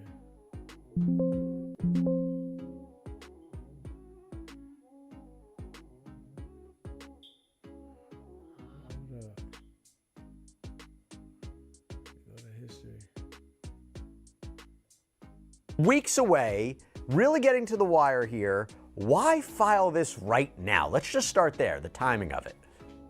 Jesse, great to be on as always. And I guess better late than never when it comes to the Department of Justice. But really, 1 month before trial is late. And that's why accompanying the superseding indictment, the third superseding indictment, is a letter to the court essentially saying, this doesn't change anything. We've already produced the evidence in discovery. We've produced the witness statements, the victim statements under the Jenks Act. So Diddy and his team, they have everything because they know the judge is probably going to give them a hard time for this indictment so close to the trial. Now, we know that Diddy doesn't want to push the trial because he's in custody without bail. But typically, if you go to the grand jury this late, this is a very good excuse and a reason for the defense to ask for a continuance. Absolutely, and I think it would have been granted. I really think it would have been granted. Now, not saying that that's what they're going to do here, and I'll get into the defense's response or lack thereof, which I think is interesting. But now I want to get into the indictment. So, first of all, this new indictment makes the same overall claim. Quote, for decades, the defendant abused, threatened, and coerced women and others around him to fulfill his sexual desires, protect his reputation, and conceal his conduct.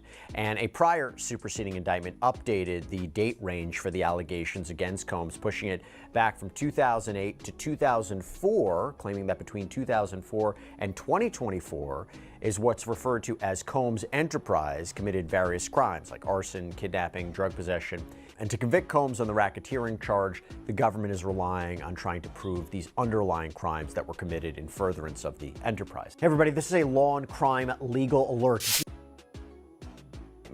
As Nima just mentioned, a letter submitted to Judge Arun Subramanian by acting U.S. Attorney Matthew Podolsky lays out what this is about, lays out the three big differences in this new filing. Quote, the third superseding indictment contains three substantive changes to the charged offenses.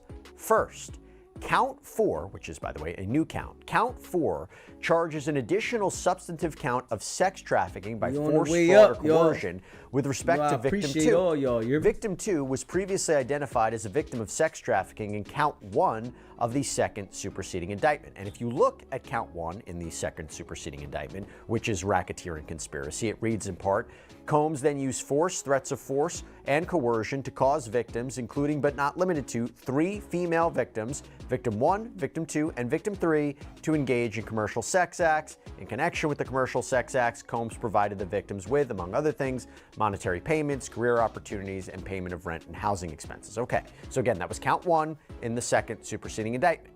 But now, Combs is facing a new individual sex trafficking charge against Victim 2. And it reads, quote, from at least in or about 2021 up to and including in or about 2024 in the Southern District of New York and elsewhere, Sean Combs, and then it says, recruited, enticed, harbored, transported, and maintained Victim 2 and attempted, aided, and abetted, and willfully caused Victim 2 to engage in commercial sex acts, knowing and in reckless disregard for the fact that Victim 2 was engaging in commercial sex acts as a result of force, fraud, and coercion. Nima, why do this? Why create this separate charge for Victim 2? Jesse, the reason you want to create a separate charge for Victim 2 is because you have that and language. And again, I'm not saying this is highly likely, but it's a possibility. The government's saying that Diddy sex trafficked Victim 1, 2, and 3. Well, for some reason, the jurors think that Diddy sex trafficked 3, but not 2. You're going to get a not guilty on that count. So they separated it out, really out of an abundance of caution. So Can I just stop you right there? What happens if the jury selection, jury instructions, jury, even though it says victims 1, 2, and 3 in this racketeering count, if you find that he sex trafficked either 1 or 2 or 3, he's still guilty of it. Couldn't they say that? Or you need this separate charge? You can absolutely address this issue in the verdict form. It doesn't necessarily need to be split up in the indictment. For some reason, maybe there was just a different story with respect to Victim 2. Victim 1, we all believe, or at least I believe, is Cassie Ventura, right? That's fair. That's fair. Yep. I think, and then victims 2, 3, and 4 now, or witness 4, who's going to testify. We don't know who they are, and we're going to talk about it. I'm sure they want to remain anonymous, or at least be identified by just their initials. So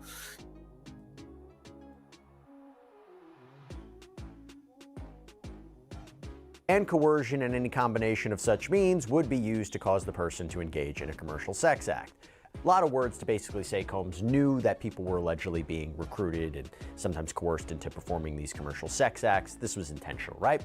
Now, the second part of the special sentencing factor, this section, says the exact same thing, word for word, but now in this new indictment refers to in or about 2021 up to and including in or about 2024, so referring to Victim 2.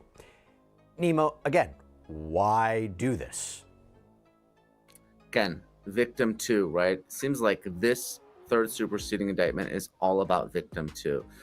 She is going to be a very important part of the story in this case. And it's going to be interesting to see how the defense handles Cassie Ventura. They might say that this is a disgruntled ex. It was settled the very next day.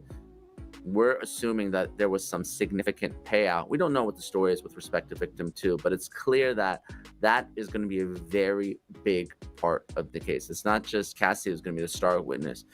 Victim 2 is going to take the stand, and that may be the victim that's going to add to Victim 1's story that ultimately puts Diddy away. Interesting gap, by the way, right? 2019 to 2021, or is it that, why did it start on 2021? Is that when this alleged relationship, this alleged illegal act started? I mean, interesting that you have that gap right there, right? Definitely. And obviously, the government's arguing that this was continuous, dating back 20 years now, going back to 2004. But we don't know who victim 2 is, when she entered Combs's life, what her story is. But the fact that she's more recent is also going to be more helpful. As these allegations become older, they're tougher to prove. Witness memories can not be as good. Man, they just want Diddy the fuck out of there. They want Diddy out of there. That nigga was a sick bastard in the street. They want Diddy all the way out of there. Evidence can disappear. So the fact that we have a victim now that is within the past 5 years bodes well for the prosecution.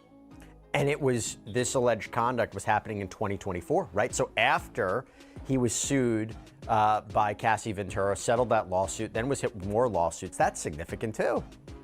Oh, no question, because the Cassie Ventura lawsuit was around November 2023, if I recall correctly. That's when the statute of limitations was running there in New York State. So to the extent that we have conduct continue after that bombshell lawsuit was filed, that's very good for the prosecution.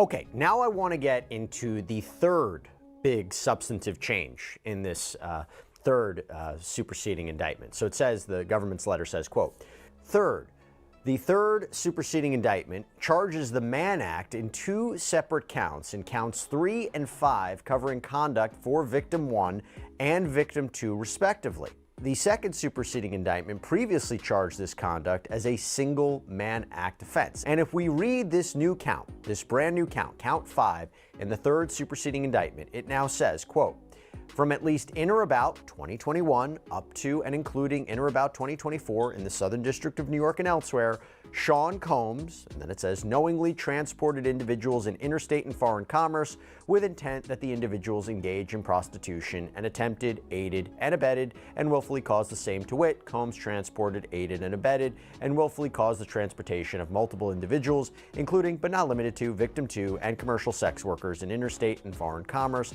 on multiple occasions with the intent that they engage in prostitution. So Nima, back to you. It's all about victim 2 here, right? And adding this specific charge, the transportation to engage in prostitution charge for victim 2.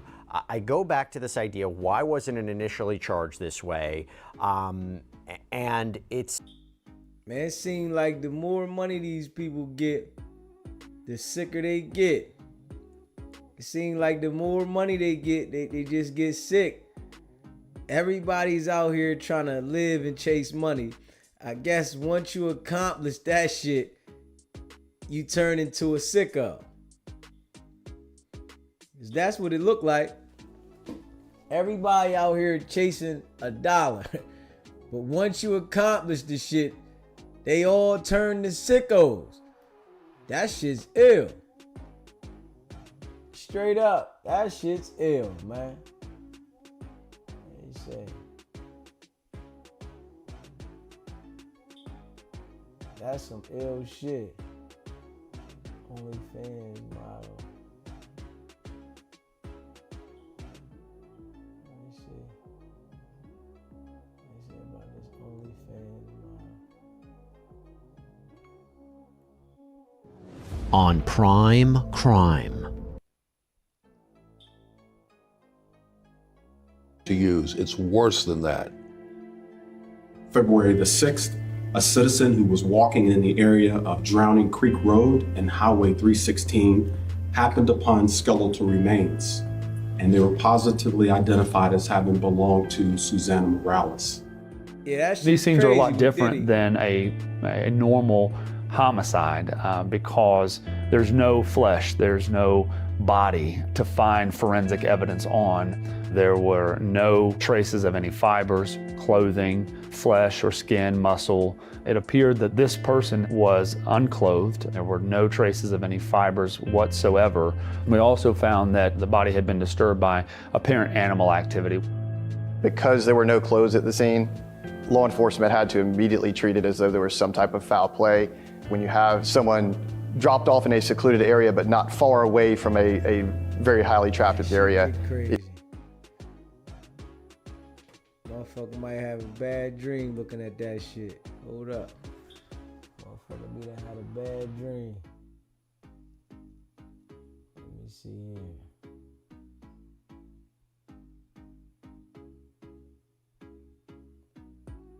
Just that did spur the content idea for Gilbert, which obviously he's built his own empire. But they were paying us like 10 to 15,000 a month, right? And I would always, because they shot in LA. Word, hey Tanika, you said for real. I keep saying we don't know these people. We just be watching them on TV. You hear me? Forever. Like, this shit be crazy. It's a lot of sickos, man. And it really seems like once they get to a whole nother level of financial success, they all become sick. It's like, damn, that's how the human makeup is? You know, we don't know because we ain't there. But all the people that we hear about is there. It's like, god damn. They all sick. Everybody. Straight up. They would tell us, hey, listen, it was kind of crazy. He shows up on time, shows up early in the morning to film this thing. He's showing up in a Maybach. He's showing up in these like really expensive cars. He's dressing like the NBA player that's really rich, but he's really doing this job for pennies on the dollar compared to what he has. So now to see he's kind of leveled his content up where now he's getting millions. That's kind of crazy. He's killing it too. Yo, I said, how much do you make more off of sponsorships or YouTube? He said, oh, definitely sponsorships. I make like 1.1 million off sponsorships. And I'm like, well, how much do you make on YouTube? He goes, I have 1.1 million a month. Yes. Jesus Christ. Yes. Underdog Fantasy paying that much? Yeah. Goddamn. So, and I'm like, how much you make off of YouTube? He goes, I don't know, I never check. Pulled out his phone, went to YouTube Studio. He goes, here you go, put in the screen. 300,000 last month. Damn. He's not even counting it.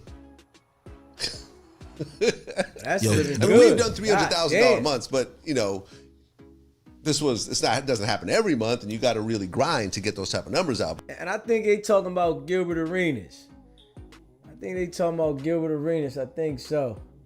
He said he make 1.5 million on sponsorships and 300,000 a month. 1.5 million a month on advertisements, sponsorships, but motherfucking 300,000 on the YouTube ads. 1.5 on sponsorship. But that's he is 300,000. Like it's like $30 to him, you know. But this is like what he did. I'm not gonna say everyone could do it, but a lot of athletes could do it. Yeah, there is kind of like a blueprint now. And by the way, I think, you know, obviously they weren't athletes, but I think Cam and Mace, they also are in that lane where it's like Cam and Mace did it. And they're not athletes. Yeah, they're killing it. Yeah, no, Cam, when I was on Cam's show, and by the way, I just want to mention that I am, on his channel, I'm the second biggest interview on his channel. Really? In one day, I beat out everyone except for 50 Cent. Why? What do you think? I don't know. I beat out Snoop and Stephen A. Smith. Well, you usually give it up when you do interviews. You know, sometimes I think on YouTube I probably have a stronger following than these guys just on YouTube. Yeah. Overall, obviously I don't, but yeah. So this is the whole thing, and I've been you know, a few weeks out of the month I go live on Saturdays with just the masterclass members, and I answer questions directly. And what I started doing last week, which I'm going to start doing every week, is that the members actually send me their YouTube channels, and I actually review them right there on live. And it's like, okay, this is what you're doing wrong. This is what you should do. Okay, this is good. You're hands-on with this shit. Hands-on with it, yeah. I mean, look, for $100, Vlad just reviewed my YouTube channel for $100. That's not worth $100? Yeah, that could shift your whole trajectory, what you doing. And some of these channels only have like 150 followers, 200 followers, 1,000 followers. They're still kind of figuring it out. Yeah. Yeah, but I think though, really, you gotta grind. You gotta feel your way through it. You know, I mean, you can get Vlad or somebody to tell you this shit, but you gotta feel your way. I think experience is the best teacher. You know, if you not putting that energy into the YouTube channel, Vlad telling you ain't going to really get you where you need to be. You got to have that energy. I wish I had this when I started. No, of course, because it was all about pretty much trial and error. Yeah, so go to youtube.com/VladTV/join and choose the YouTube Masterclass option. And make sure you sign up on a browser as opposed to like your iPhone, because like Apple tacks on an extra $30 Really? on top of these. Yeah. Oh yeah, because they gotta. Yeah, they gotta get their percentage. Same thing. Yeah. So if you want to just do $100 a month instead of $130, just go to a browser, log in, and sign up that way. Yeah. So shout out, man. Like I saw a lot of signups after doing Cam's show. Really? Yeah, Cam's. Like I did bootleg Kev, and I saw a little bit of movement. I did no jumper, saw a little more movement. But I did Cam's show, it like quadrupled. Because I think he has an older audience, maybe an audience that's more about money and and so forth. Yeah, they hustlers. They trying to figure it out. Yeah, You know what I mean? Cam was like, "Yo, man, I'm going to sign up myself. This sounds dope." Like, and he even Cam even said, for 6 months or 9 months, 6 to 9 months, their channel wasn't monetized because they never pressed the button. So they lost hundreds of thousands of dollars. because they didn't press the monetize button. Nah, that's You crazy. see what I'm saying? Like, if they had watched the master class, they would have known. But yeah, that's what I'm talking about. So this is something I'm very passionate about. And, and I'm looking at this to kind of. And he said, nigga, Cam shit wasn't, and Mace wasn't monetized for months because they didn't push the damn button. Trial and error. That's ill though. Damn. Be a new direction for the company that's not always based on interviewing people in AdSense and AdSense and how CPMs move. It's lower in January, it's highest in December. Yeah. Said Vlad goes on a Kanye that's the cool rant thing too. about like the membership section. Like, for example, without the masterclass, just the membership section of YouTube makes more money for the company than Facebook, Snapchat, and stop the violence. Spotify / Apple everybody Music isn't combined. for everybody. Wow. Combined. I agree that. Oh, that's it's the second biggest revenue source of the company. And if you think about it, there's no new content. It's just releasing content early. It's just prioritizing the people who really care about it and super serving them. That makes sense. Yeah.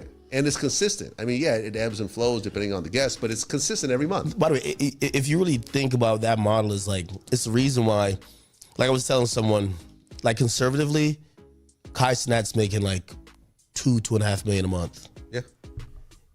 Just do the math on this. He consistently has 100 to 120,000 people paying $5, at least $5 a month, right? That's just like you say, members. That's his subscribers. Yes. That's his Twitch subscribers. Yes. That's $500,000 revenue. Let's bust that down. Okay. Usually YouTube's going to give you a split. It's probably a 70-30. So he's going to get 70% of that. So that $500,000, even if he pulls, just say 350,000, right? So say they give him 350,000. We're not counting the ads. It's ridiculous. Then he has his YouTube, which, by the way, here's the thing. He's creating pretty much one content, just monetizing in different ways. Hey, if you're a sub, you get no ads. That's coming in. You get these preferential treatments. So I completely get it. That's where we're kind of going to. If people like the content, they'll be somewhat invested that they'll pay. Well, here's the thing. I did an interview with Neon, and there's a masterclass segment with him. It hasn't been released yet. He breaks down how he pays up to $200,000. I agree. Your channel got to stay in the algorithm to stay on point. And I also agree that you got to work harder than others. I think some people think that you can do bare minimum and you can get big results. I think, and I think that's with anything you do, being honest. You have to put that shit in overdrive in order for your shit to do something. You got to be putting that overdrive in. Because if you just put the bare minimum, I think you're going to always get the bare minimum results into anything you do. A month to people who clip his content. He pays depending on the views that they get. So all these TikTok, accounts and whatever, they clip up his content, they put it out and they push it, and they go back to him with the links. They run it through a special system to make sure it's not like fake or whatever else. And if it's legit, they get an amount of money based on the number of views they get, hoping that at one point they'll go back to a stream. And he said that, I believe last month he spent $200,000. He paid out $200,000 to Clippers. Yeah, so that's the new thing, right? By the way, I just seen this report. So that's what they call a meta. That's the new way how people are promoting themselves. Hey, listen, I'm going to invest $100,000 in user generated content. So you guys are watching me for 6 hours. Just get whatever I say to go viral, and then I'll pay you if it goes viral. It incentivizes people doing it. You know who is also starting to do it? Rappers. This company, which I don't know how they leaked it, they've onboarded a few rappers, which means rappers are now going to pay people to clip what people say about them. And honestly though, right? I just been paying attention to some other shit that people been doing before I started going in. I said, I gotta be involved more than the average person. You know, because most people, they just want to just make a little bit of content. I got to be over involved. And I got to be consistent. Straight up.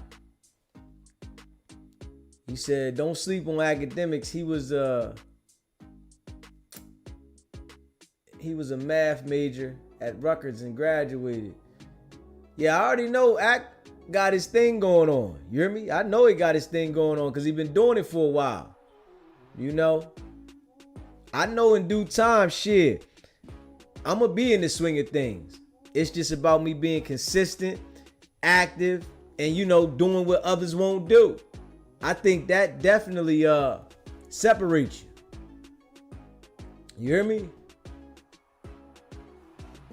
Straight up. I think that separates you. Being active when others won't, you know, because some people just want to put a limit on what they do. Don't put no limit. So, you know, when people see me on here and I be going hard and they be like, man, damn, you still on here? Hey, listen, I'm trying to establish something right now. And in order for me to establish this shit, I got to do what others won't do. For real, for real. That could go viral, that are going to make it seem that they're way hotter or they're way more relevant. And it's such an interesting strategy. It's like you're paying people to either talk about you or you're paying people to you know, take your content and repurpose it. Yeah, and I'm opposite. I file strikes against people and I file lawsuits and stuff like that. Yeah, so it's a different way of looking at it. But I'm also not streaming for 12 hours at a time. And you know, and what he said was like all the top streamers, they all do. It's the Kai Cenats, the Rosses, they don't talk about it, but they all do it. Yeah, I mean, this is some real high level game here. You see what I'm saying? Like this is really like, yo, because a lot of times, because people like to say, oh, well, why you charge for the content? It's all free on YouTube. You know, all this stuff is out there. Okay, you could go and watch a free video from a guy that's got 30,000 followers on YouTube, or you can go to a guy that actually has 6 million and actually functions at a high level. And I'm bringing in people like Neon, like Gilbert Arenas, like DJ Academics. You know what I'm saying? Down to people like, what do you call it? Trenches News, who makes a 6-digit salary, you know, by not even showing his face. By wearing a pooch icy that covers everything but his eyes. Yeah. To make that type of money with never showing your face is kind of dope, isn't it? Yeah. The content game has gotten, you know. Wait, is that my card right there? Of course. Oh, shit. DJ Black card. It's signed by you, of course. Oh, shit. Hey, you know what? When people ask me for advice these days, you know, I generally have a good view of the YouTube landscape and this content landscape, but I also tell them I'm very happy that I broke in the time I did. Yeah. Because these days, think about what Neon said.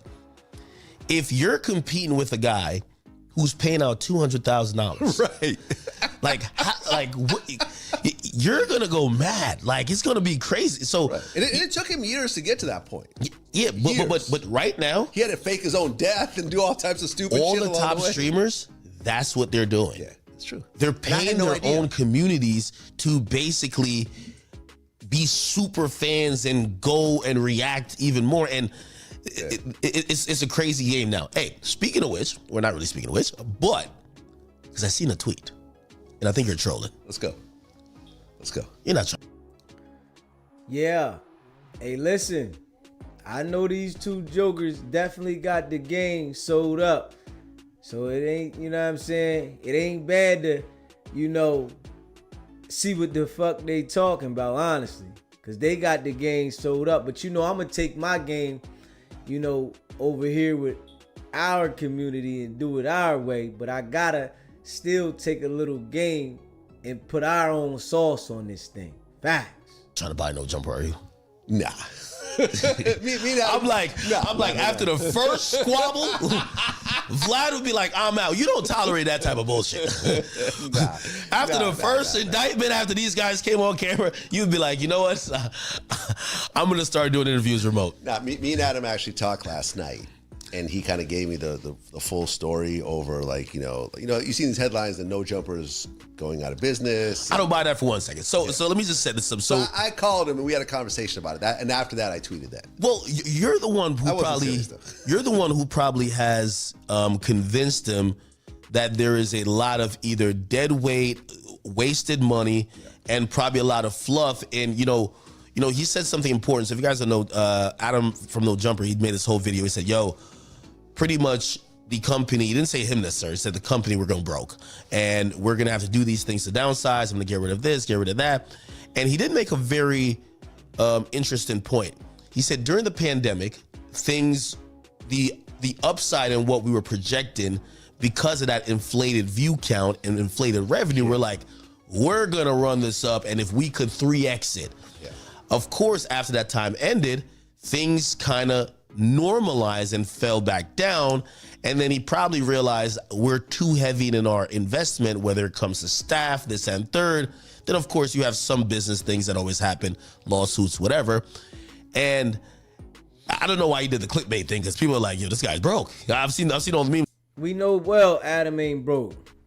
You know, them lawsuits, yeah, I'm sure he got the money, but I think the lawsuits what got him changing things up. You know, because right now, you know, the more people you deal with, the more things is going to happen. And it's a lot going on up there, you know. So you got to be mindful. And definitely experience is the best teacher. But when you growing, you got to not jump on every bright idea you got.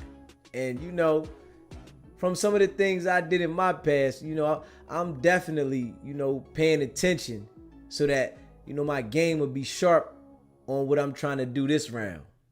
He was like, yo, who's Lena gonna have to fuck now to get them out of debt? Like, this is... Yeah, people were saying, like, when I said, should I buy no jumper? They're like, only if it comes with Lena. Is Lena included? Okay. Lena's not included. What conversation did you have with Adam that you... Trust and believe, that ain't over. Shit, no jumper shit, oh, that ain't over. Trust me. We still going up on that one. So I don't want nobody to think that. Shit. Right now, you know, I'm catching a little bit of this free game. We're going to catch it together. They giving some free game out on here. Trust and believe. Probably felt that he looked at his own operation to say, there's some things that are wasteful here. Because you're really efficient. I mean, but I'm not always efficient. Like, I got a studio in New York that doesn't get used a lot of the time. I pay $20,000 a month for. And I signed that 7-year lease right at I think before the pandemic started, because at that point, everyone was still in the office. I had a whole writing staff, I had a whole video staff, and they were coming to the office every day, so they needed a place to work. After that pandemic happened, everyone started working from home. And now the studio is almost optional when there's not a shoot there, right? People just work with their computers at home and do just as good of a job. So I have another 2.5 years on that lease that I'm spending. But with Adam, he bought a building, right? Yeah, he said it was $4 million. And it makes sense. That building in LA, yeah, that's about $4 million. So I don't know if he bought it in cash or whether he has a mortgage. I'm probably thinking he has a mortgage, you know, at least a partial one. That's a lot of money every month. And, you know, like, for example, my LA studio that I rent, when I needed. I don't think you've ever been to that studio. I've never been there. It's in Van Nuys. I rent that. I mean, we have a close relationship with the owner, so we have our own storage space and everything else like that. We have keys to the place. He bumps other people when we need to use the space. But what do you mean? Isn't it your space? No, we don't own that space. We rent it. Yeah, but you said when other people need to use the space. If I'm renting, like no one uses here but me. No. But we only rent it when we need it. Really? Yeah. But it looks like Vlad TV. I mean, because the drum set. But that drum set was there when we arrived. The whole drum set was like a fluke. It's just, that's why when we built the New York studio, we put the drum set back there as a homage to LA. Wait, isn't the drum set in the LA studio, doesn't it say Vlad TV though? Yes, but the one in New York says Vlad TV, the one in LA does not. So you don't own the drum set there? No, we don't even own that drum set, yeah. That's not even our drum set, yeah. Yeah, I feel like you ever realize, like, you ever been watching like a TV show for so long and you're like, wait, what? That wasn't real? What? Yeah. Yeah, we don't. Yeah. I pick a little game up from them jokers though, man. Cause them jokers definitely been in the game for a while. But DZ gonna have his own style, facts. You hear me? Facts. And y'all already know, man, we ain't stopping at all. We is not stopping. There were no traces of any fibers whatsoever. We on the way to 10K, baby. We on the way to 10K subscribers. Weeks away. Y'all know we going really up, getting to the wire here.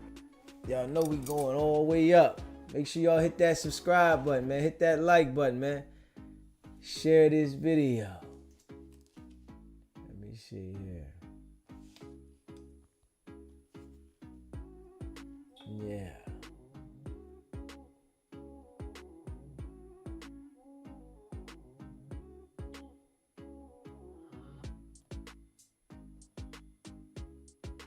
Let me see.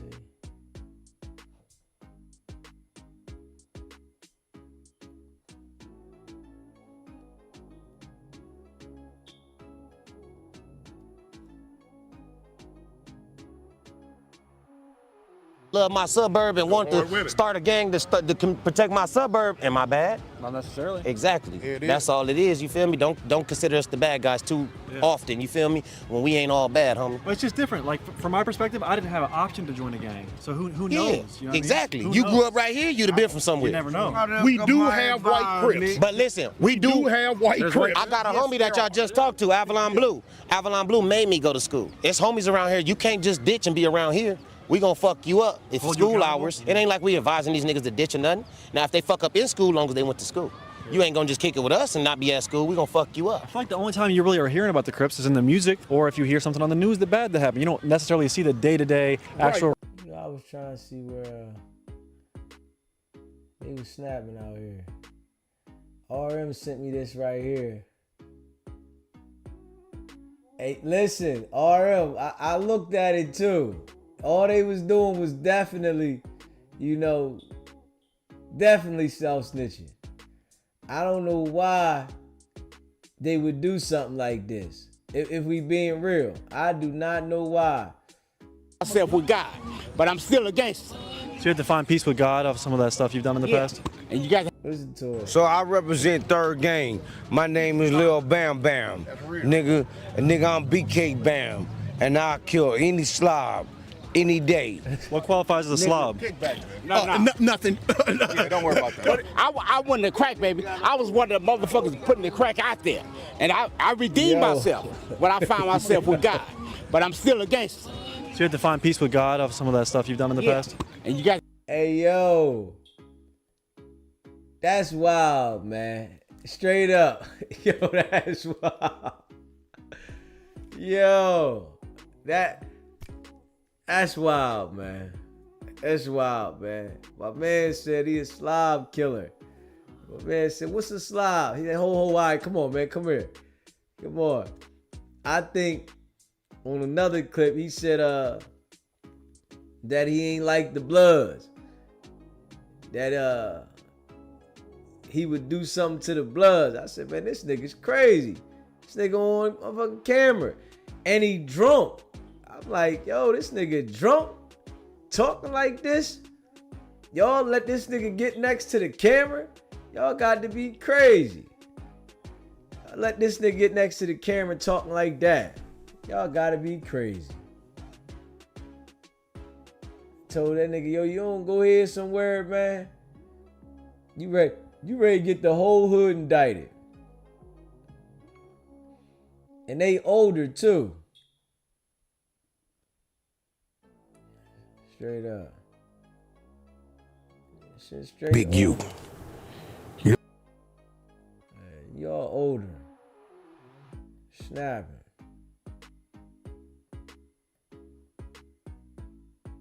You know what I'm saying? Right. I mean, him being a rat every now and then. I've never talked to the man, never met the man a day in my life. Right. Right? And I'm pretty sure he's probably a little upset at me about a few things, but at the end of the day, I speak my truth when it comes to business. As far as, alleging the music, that's my truth for that, about that. And all the other situations is really internal. That's shit that come from Big U. You know what I'm saying? Right. I mean, him being a rat, Big U came on Pyru, set my motherfucking game room in my backyard, right? With another one of my original baby gangsters, right? You just walked off 20 years. He been home about 7 or 8. The homie just walked off a dub, sat in front of me in my game room, in front of the homie, and called Nipsey a rat. We both looking at him crazy. What are you talking about? Some paperwork? Nah, what he did, I got the recording, when the nigga Domer, you know what I'm saying, did what he did. He told the police if anything happened to me or something happens to me, I come up dead, Domer did it. So he been paying this nigga $1,500, $2,000 a month to keep from letting niggas know and telling niggas is that. So all this shit, bro, is what I'm trying to box up, put together to make my move. So when I sit back and I see this dude, little brother, I'm glad whatever happened between me and him happened, because that dude is the most vicious, conniving snake I've seen. For him to say all this little brother shit about Nip, and on Pyru for me to know what I know, and watch this dude sit, his brain doesn't work. Did you see the clip when he was live? Okay, but... And they said justice for Nip? Wait. Yeah, yeah. And what did he do? He started laughing. Your brain, right? Your brain, your nucleus, your control center is going to react in the most genuine way, naturally. He doesn't think. He's not a thinker. He never was. Justice for Nip. Justice for Nip. You see this shit? He ain't realizing people screen recording this shit. The other guys are like laughing in the clip too. It's kind of weird. They with him. No, it ain't. It's Nip. That's what that means. That's what that means. Yeah. If you supposed to be a brother to Nip and all sentimental about what it is, and you say it says justice for Nip, you see that out of everything popping up on the screen. It's supposed to speak on hood, neighborhood. Rest in peace, neighborhood Nip, justice for Nip. That should be if it's genuine.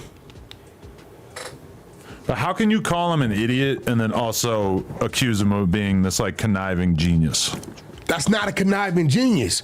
Just conniving? A conniving genius is a that ain't never exposed. Is a that it don't never come out. He tells on himself. Bro, you just heard this shit. He went on live. That's him on live. You know that's him on live. What? Bro. Oh, that clip. No, bro. Did you? Bro, I don't think you. I ain't killed Nipsey and it had nothing to do with it because I wouldn't have benefited from Nipsey. I didn't have no business with Nipsey. Nipsey ain't signed to me, wasn't signed to me. Next signed to a 10-year production contract that started in 2009, which will end 2019. It's kind of hard to resolve those two statements. Yeah. Hello. But I ain't tripping off of that because it is what it is. But I do have that. You know what I mean? Listen, bro, he's a dummy. He's his own worst enemy. I've always been that to him, the cleanup guy. There's some 6-0s out there, they know who they is, right? That know. Wack was the secret to that. Clean up, what to do, how to direct. When dude got conference calls, 8 people on the phone, everybody talking about him. People were directed to him and he'd get a bunch of people on the phone that could do it. He can't do shit.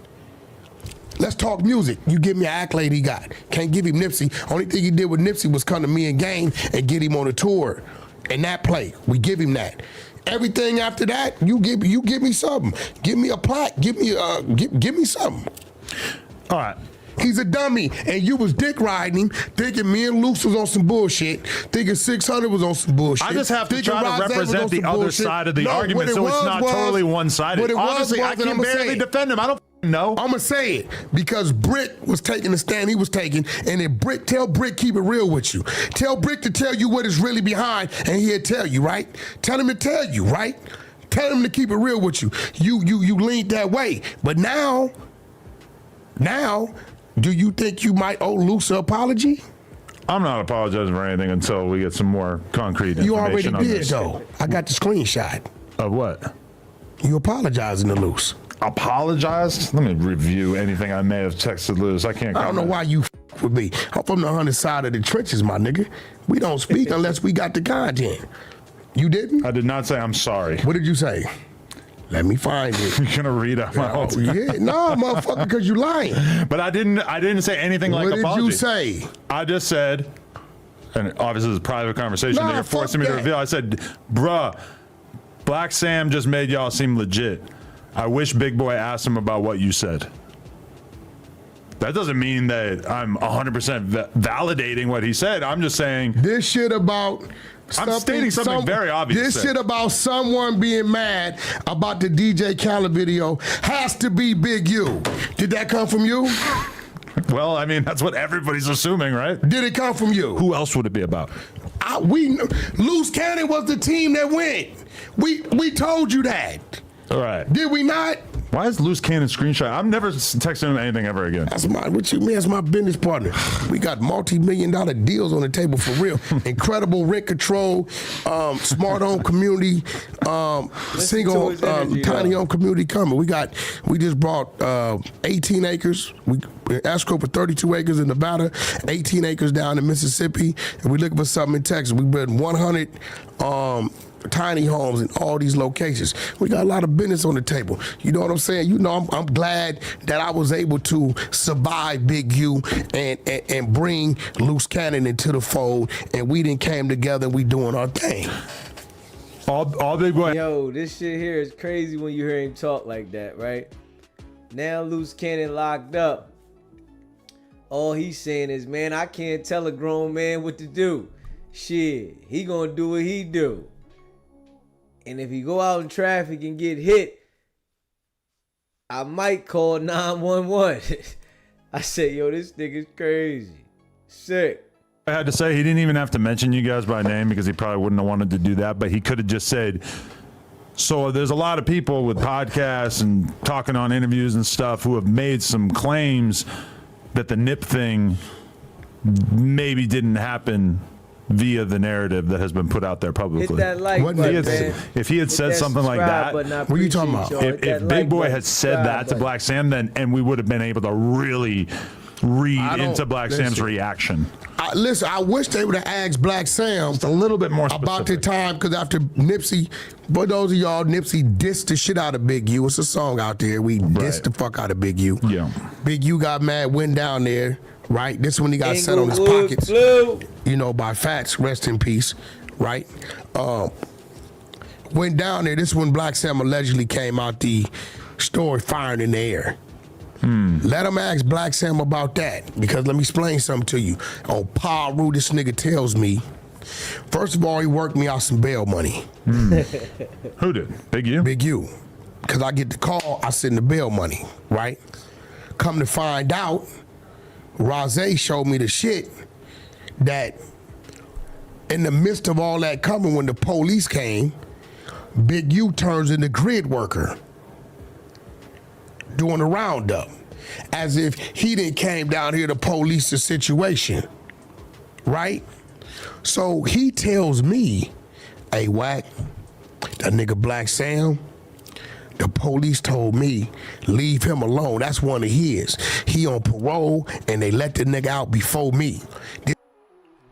Hey, RM, they might say something about that. You don't think they gonna fuck with my channel for playing that song? Big CC might got that motherfucker on the airwaves. You know, I be trying to be skeptical about playing certain shit. You think they gonna say something if I play that shit? This what he feed me. Come to find out, Black Sam was off parole. Black Sam indeed had to bail out. Big U was the one that they let out. No strings attached. He turned into grid worker when all this shit hit the fan. Niggas got pulled over down the street, all this other shit. So, Big Boy didn't know to ask about that. But if Black Sam would have told that story on what that really say and what really happened at that precinct, everybody would really know. Do you really think that Eric Holder would still be keeping his mouth shut if somebody had sent him on that mission? That's not something we're not really used to gang members doing now that right? whole narrative SBGB is where, you know, live call-in show. State your name. Where you calling in from? Feeling, big dog. I'm feeling all right. What's going on, my guy? Ain't nothing much, man. Real quick, man. I just think personally, man, it's all a big play, bro. Like, for instance, man, I think just hearing Sharice today talking, like, you know, she talking crazy about hooking him up with the food and shit. My whole thing is just that right there by itself is a dead giveaway to me that I feel like they talked to Cannon already, right? They know what's going on before. When that man went to Vegas, ain't no way they ain't talked to that man about what's going on and everything else like that. And all this shit is just shenanigans, but it's shenanigans, but I think it's more of like they just openly kind of like playing in our faces, but they really know what's going on the other side of it, because that's just too hot. You got a bail hearing and you talking about how, hey, you know, when you in jail like that and you got a certain status, all you gotta do is pay people off and you can get whatever you want. You can get food. You know, even without the bail hearing, why would you even say that? You know what I'm saying? Yeah. I still want my little McDonald's. You feel me? Just off that alone. Why you gonna make that hot? Yeah. That don't make no sense. But even furthermore, if you got a bail hearing coming up Wednesday, I feel they you know how sometimes you do shit so stupid on purpose. I believe, you know, it's something in the back of it that they kind of doing it on purpose to throw us off from something, man. So you know what I mean? That's just what I'm thinking, big dog. Yeah, they all working, bro. And but I think Sharice know, like it's an act now, because she's not as dumb. It done been too many times where she said, you know, hey, nah, we ain't gonna say that. That's gonna get my husband implicated. You gonna have me bailing him out. Yeah. So she ain't that stupid. You see what I'm saying? She know what's going on. So she know what she's doing when she's saying what she's saying. So she just. So You think she just playing stupid? She playing stupid. They throwing us off because, man, if Big U is what they saying, then he was terrorizing everybody. They probably all was in on it, from Adam to everybody. I think it's what you said a few shows ago, where they went off script with Jay Reed and Mark. Yeah. So they went off script with that one. You feel me? But you know, they all was in on it because Big U, if Big U was what they said, he was terrorizing everybody. Adam, all of them. So they all, it probably was a big ass play. And then why would Adam just all of a sudden make that announcement that he made? The way that he made it too, with the timing. Right around this time. Right around this time. Tasha K right, everybody right, but I feel like it, you know, not that it's, I just think that they all been knowing, man, because it just don't make no sense, man. These dudes ain't, I just don't think that being in Cali, the politics and all of the stuff they doing, they just that dumb. They gonna come out lying about a fade with Big U, knowing that we know, we're gonna figure it out. Right. We gonna know, you know, so I don't wanna, you know, hold it up, but man, I like, the more that I look at it, I just think it's one of these cases to where it's so stupid that they playing right in our face because it's something else, man. And I just think it's like, a form of open witness protection. We gonna play it off like, you know what I mean? Like, this is what's going on, so this is the reason why they gotta keep them. Knowing that, you know what I mean, they working. So this just, you see what I mean? You know, it's just something like that I feel like is going on. But man, I ain't gonna hold you, man. Keep doing what you're doing, big dog. I appreciate it, my brother. Yes, sir. All right, RM. We gonna see what it is in a second, man. Let's see if we can get Big Homie CC shit up there, RM. Let's see. Let's see here. All right, RM, hold up. Hold up. He said, fuck Wack and Luce.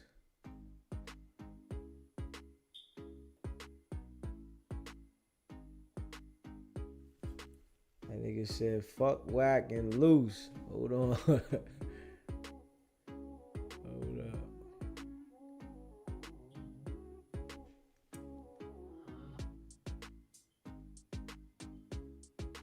Hold up.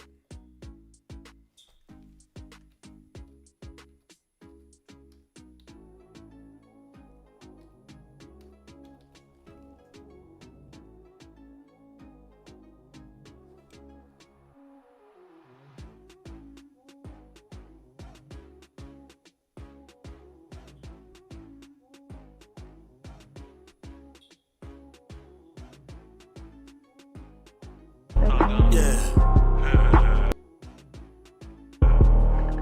Big homie, man. You already know. Fuck Luce. Fuck Wack. Fuck Adam. Fuck Flocko. Fat boy talk a lot of shit, I put that on the gas. Duga, he a chief, he say put that on the eye. Still loyal to the gang, oh my mama still insane. I'm ballin' with no jumper, me and y'all are not the same. Just a bunch of lames, they obsessed up with a G. No jumper always posted me, that shit don't do no views.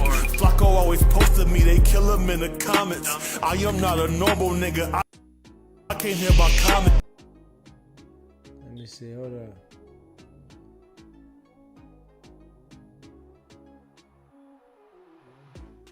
Hold up. I stay up out of Cali cause no jumper control the climate. I'm flyer than a pilot. Adam don't wanna try it. Middle fingers up to Maya. Damn homie, she a snake. Dude got fucking op bitches. He do that every day. Play with us, we touch your face.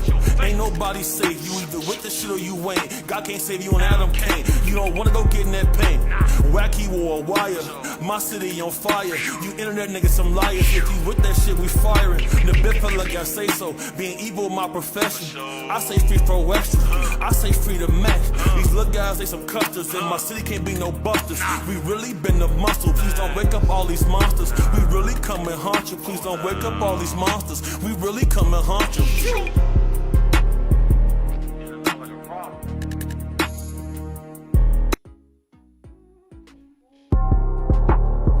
Oh now. Double C, double G, you already know.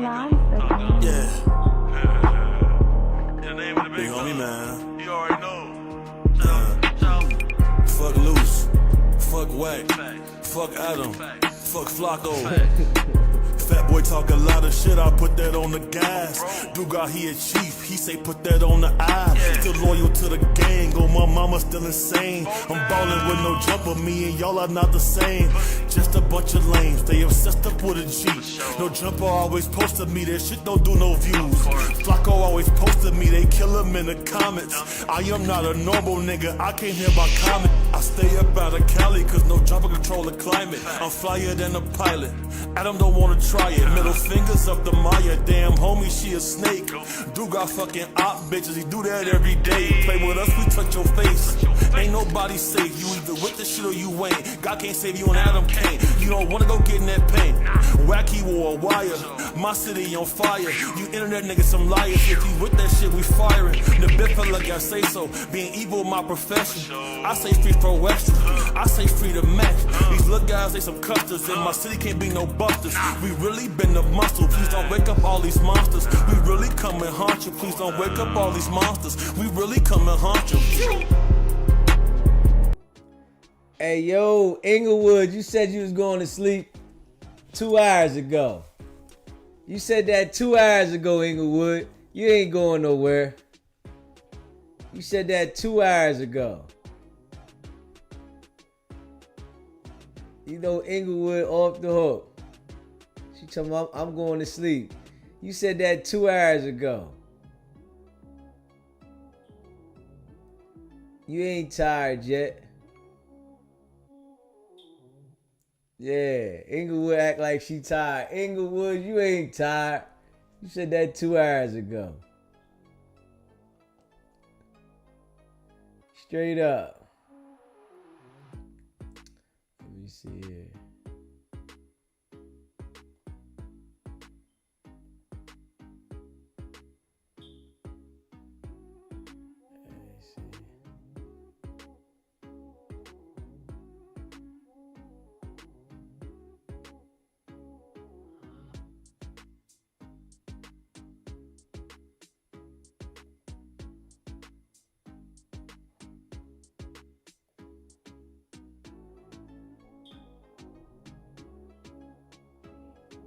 Somebody told me look up something earlier.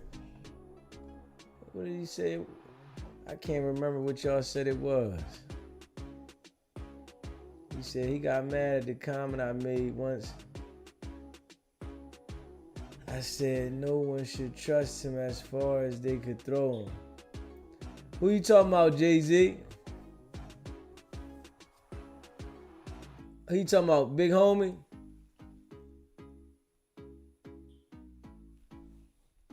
He said,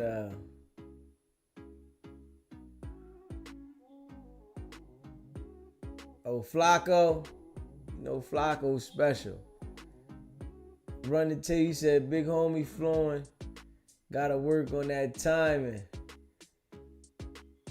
But we get the message. Yeah, we definitely get the message. You hear me? Hey, Run, we get the message. Facts. Beat is hard. He all over the track. You said hitting the rails. But I like who he banging on. Yeah. He said fuck Wack, fuck Luce, and fuck Adam. He meant that. He meant that one, man. Let me see here, man. Where we at with it, man? Where we at with it?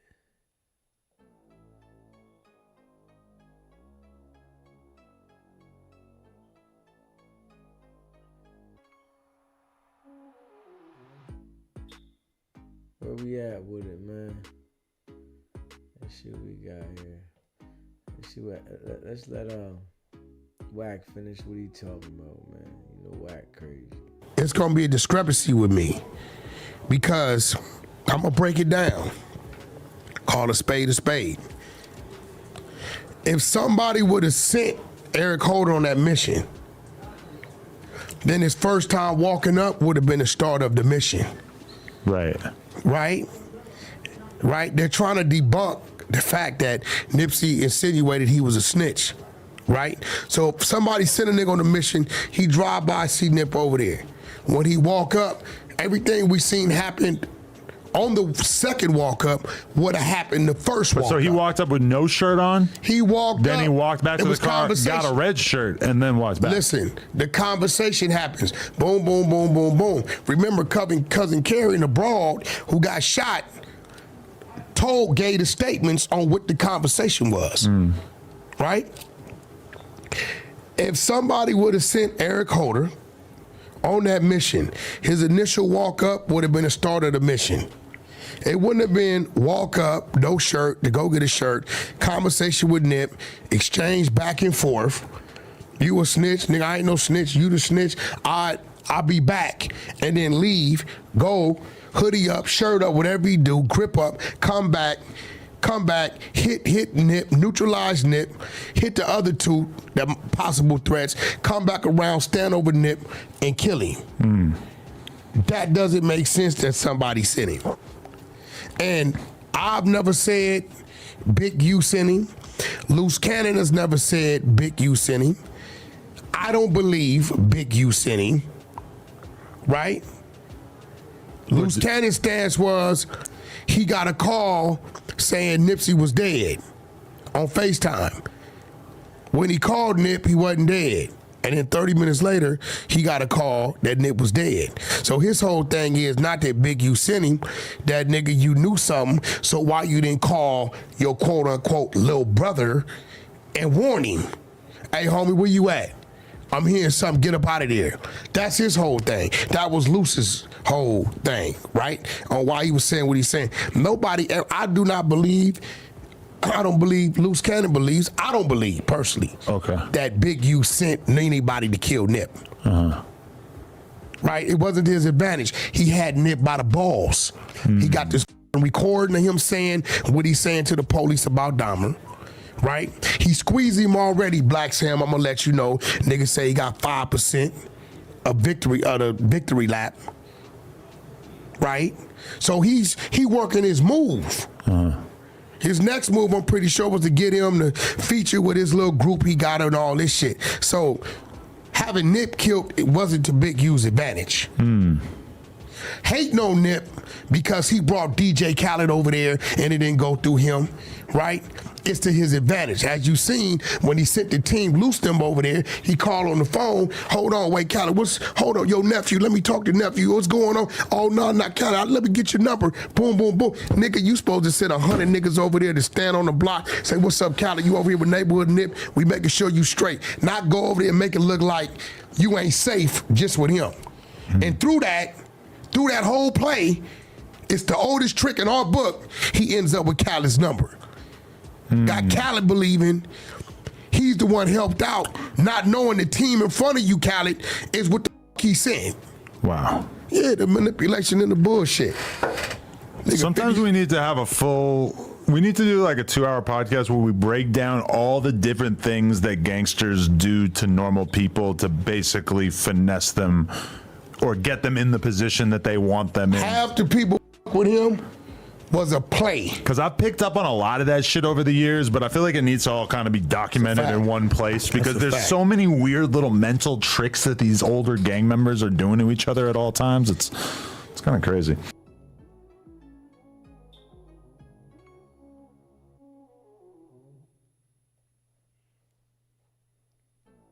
Wack is definitely fucking crazy, man. Let me see what this one is. Hold on. Let me see. That goes on. Make serious allegation. And now Wack talking about Big U didn't do anything, but just a couple weeks ago, Big U did everything. Some hits. Let me see.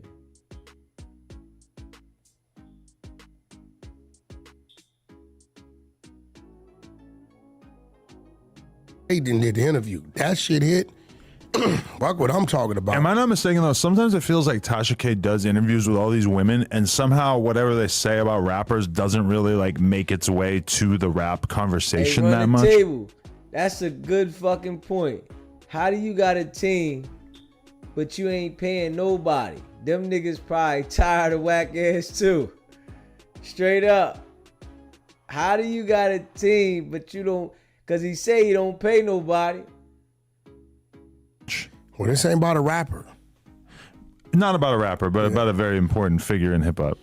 No, why would you say that? Who's important? Big U? Big U's not. How's he an important figure in hip hop? When? Where? I mean, he's someone who's got Key to connection to like almost every rapper out of LA, right? No, wait, let's correct that, bro. Like, y'all get that dude a little too much credit. A lot of those connections come from guys like Suge, guys like me, guys like a few of his homeboys over there, right? That put him with people. Let's be real. What has he done in hip hop?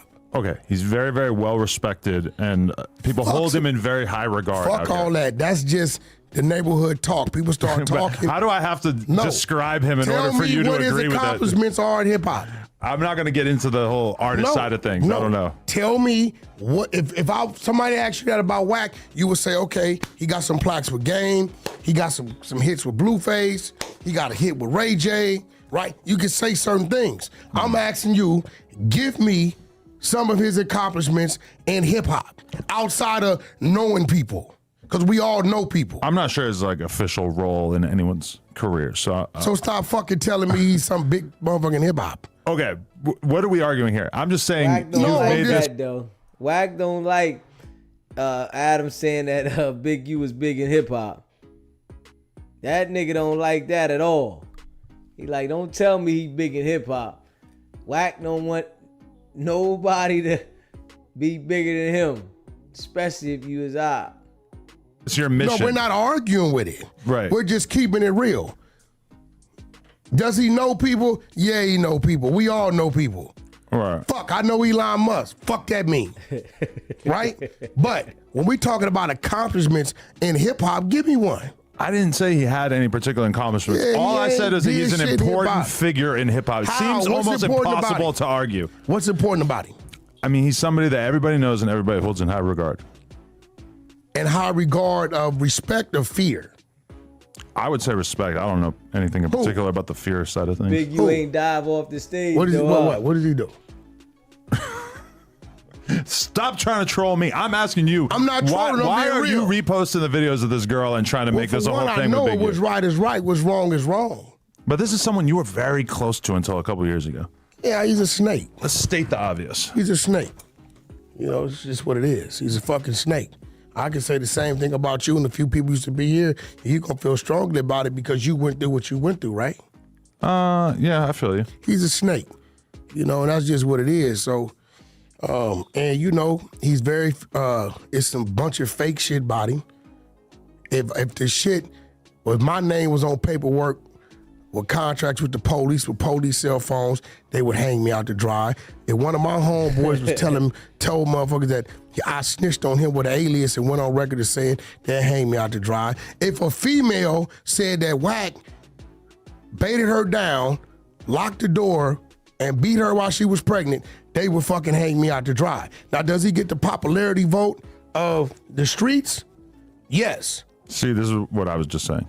Yes, but that's just based on, well, we really don't want to say nothing. Because if we keeping it real, when you line somebody up, what's good for the goose is good for the gander. I haven't really seen anybody covering this besides you and I guess Tasha. Oh, I mean, you know, she hit me and sent me the thing. I provided her a platform. She came and told her story. I wasn't there for these. So you have this woman on Clubhouse as well? Yeah, she already did, Tasha. And so this is his ex-girlfriend or something? No. Ex-wife? What? Ex what? Nah. Just a girl who knew him? Nah, this is a girl that she used to work at K-Day. Oh, okay. He tried to bully her. She wanted to take the money. I remember up at K-Day because I worked with the K-Day closely, did a lot of big shows. And she was over this program. It was like a nonprofit organization program. It was $250,000. So she wanted to take the money, get 50,000 to the Harlems, 50 to the Hoovers, 50 to the 40s, 50 to the 60s, and 50 to somebody else and spread it around. To do what? Because it was for the kids. Oh, okay. Right? He got mad and told her, no, you're going to send the whole 250 to my nonprofit. Because we from 60s, you from 60s, your brother from 60s. And when she wouldn't do it, he baited her in. And like she said, you know, the story is there. Did what he, you know, I wasn't there for it, but, you know, she seems pretty emotional. I'm not going to ignore her. She didn't call the police, but she says, you know, she showed me where she's been in therapy for years and all kind of crazy stuff. So at the end of the day, it's like, you know, the selective politicking is some bullshit, and they need to cut it out. I agree. They crucified me, bro, about doing an interview with 6ix9ine. Right. He did security for Gunna. I don't want to hear that shit. And then said the only thing Gunna did wrong was allow him to record him. I guess I would just say this does seem like selective politicking because there's a lot of similar situations that have come to light in hip hop that you haven't taken such interest in. Who? I mean, there's all kinds of stuff. I don't hear you ranting about Diddy all the time. Oh, we done ran rooms on Diddy every day. We just ran rooms an hour ago. Oh. Every time it pops up, we running rooms on Diddy. We picking Diddy ass apart. It is what it is. You got a grudge against him at all? I have no grudge against him. I'm just listening to it, and I know what I know. So at the end of the day, you know, I'm a father. You know, Diddy lucky to be living, man. You know, some of them ladies got brothers and uncles and fathers. You know, some other shit could have happened. So, you know, we not turn a blind eye to it. If it comes up, we talking about it. No, we can talk more about the Diddy thing a little bit, but I just saw this exact same dynamic unfolding in your Vlad interview where you guys start talking about these alleged Nipsey tapes. And Vlad just gets real uncomfortable, really is not super excited to be having the conversation the same way that me right now, I'm not really super excited to be talking about this. I know you're not lying. You know what he told me off record? You probably shouldn't say it, right? Nah, fuck it. I'm Wack 100. I keep it 100. This is going to burn your bridge with Vlad if you go airing out private real shit. What? He said, Wack, the video clipping you described, I have the still shot.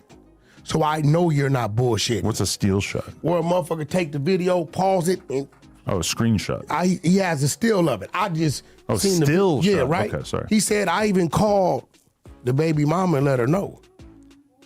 He like, Wack, I know you're not lying. So fuck no, I'm not betting you. Cause I know the guy that's in the video, I know he's in contact with you. I know you're not bullshitting.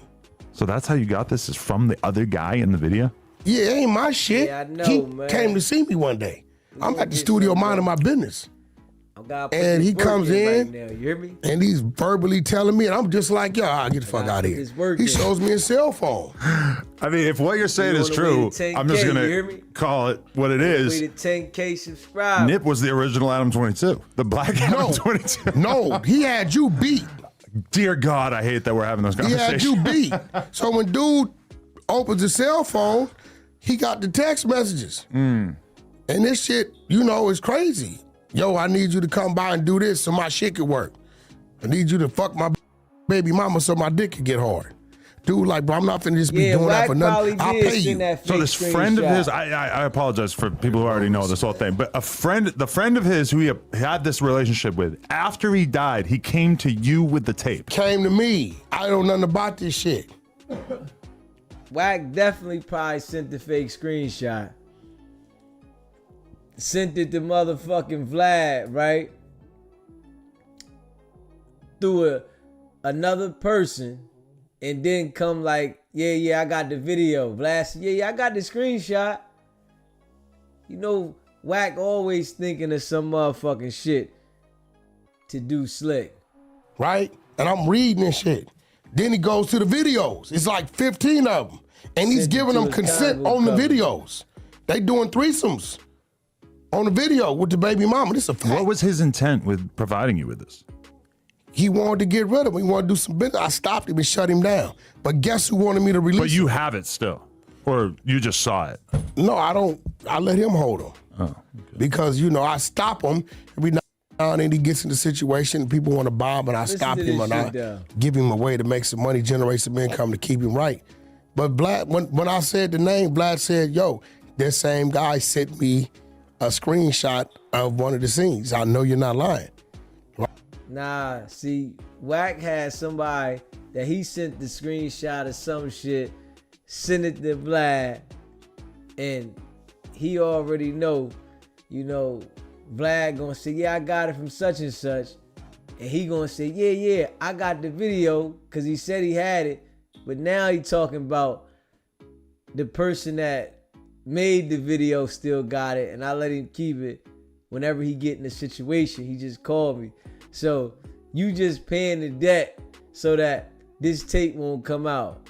Man, I can't believe that shit. Like, the shit Wack say is just unreal, dog. I can't believe that shit. You just making the payment so that the tape don't come out on Nip. Yeah, all right. Tell us anything, man.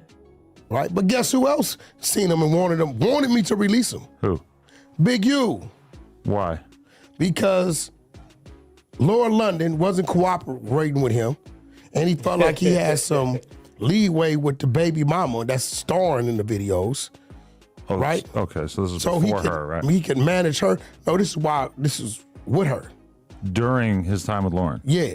So he can manage her, get her out the way, release that.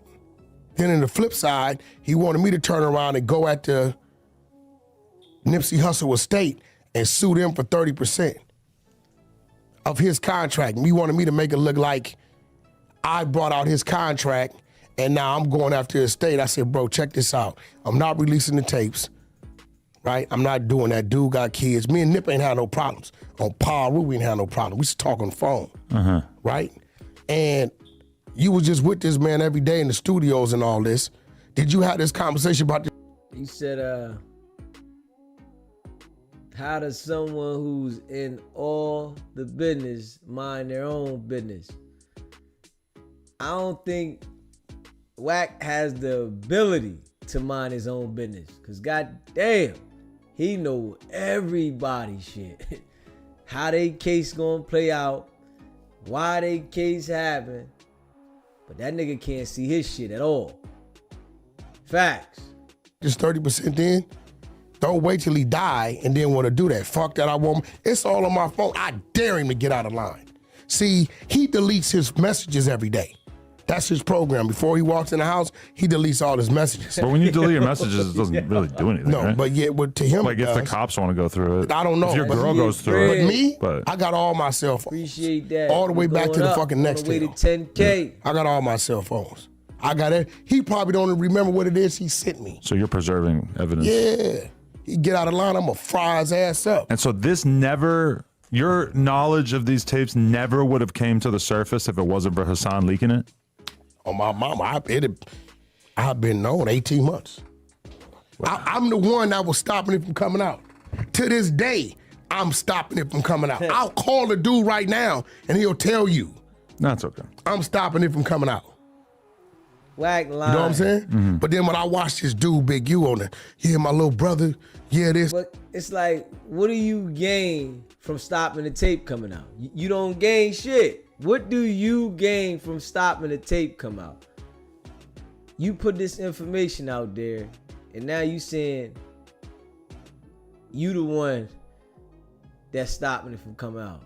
I'm like, little brother, motherfucker, you just was at my house talking about release some shit and go sue the fucking family for 30%. What you mean, little brother? So in my mind, I'm like, shit, he'd do him like that, who am I? I took personal note. So when the shit happened with my label, it was just like the last straw. What do you mean your label? Yeah, he went to my label back when Alan Grumblack was there. What label is this? E1. Oh.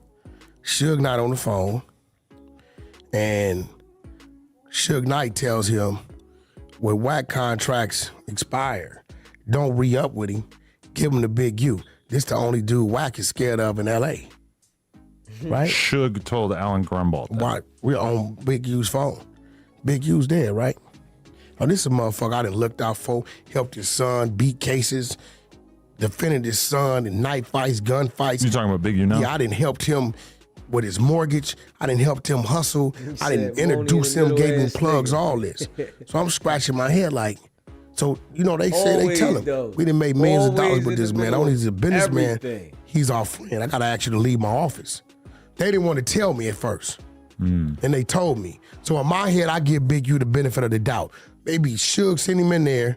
He didn't know what Suge was gonna say. I'm gonna give it a week. And maybe Big U will call and be like, yo, I went up in there to take this meeting and this crazy motherfucker started saying this. That ain't what came out of my mouth, that what came out of his. After a week, and there was another homie on the phone that you've talked to before, right? And I called him, bro, you really wasn't my label like that? Oh, okay, yeah. And he copped to it, right? So that's what I'm saying. Like, I don't want to hear that shit. They could run around. Y'all see this nigga fake as a motherfucking $4 bill. It's just real talk. I don't give a fuck. Hey, yo. Wack always stirring some shit up. In the middle, definitely. All the time. Yeah, Wack in the middle all the damn time, man. Big U. Let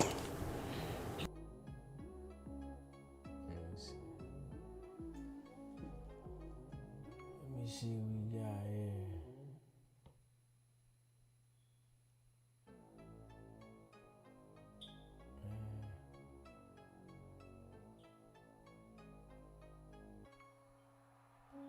Yes, sure.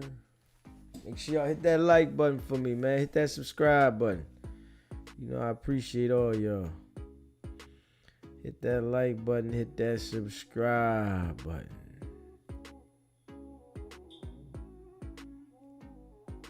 Let me see what we got here. Let's see what we got here.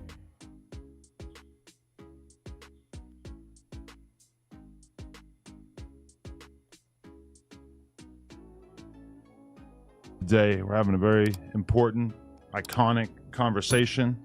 We got the one and only SKG on the podcast. How you doing? I'm good. Yeah, it's great to have you here. Did you see the clip where Wack was like introducing and explaining you to me?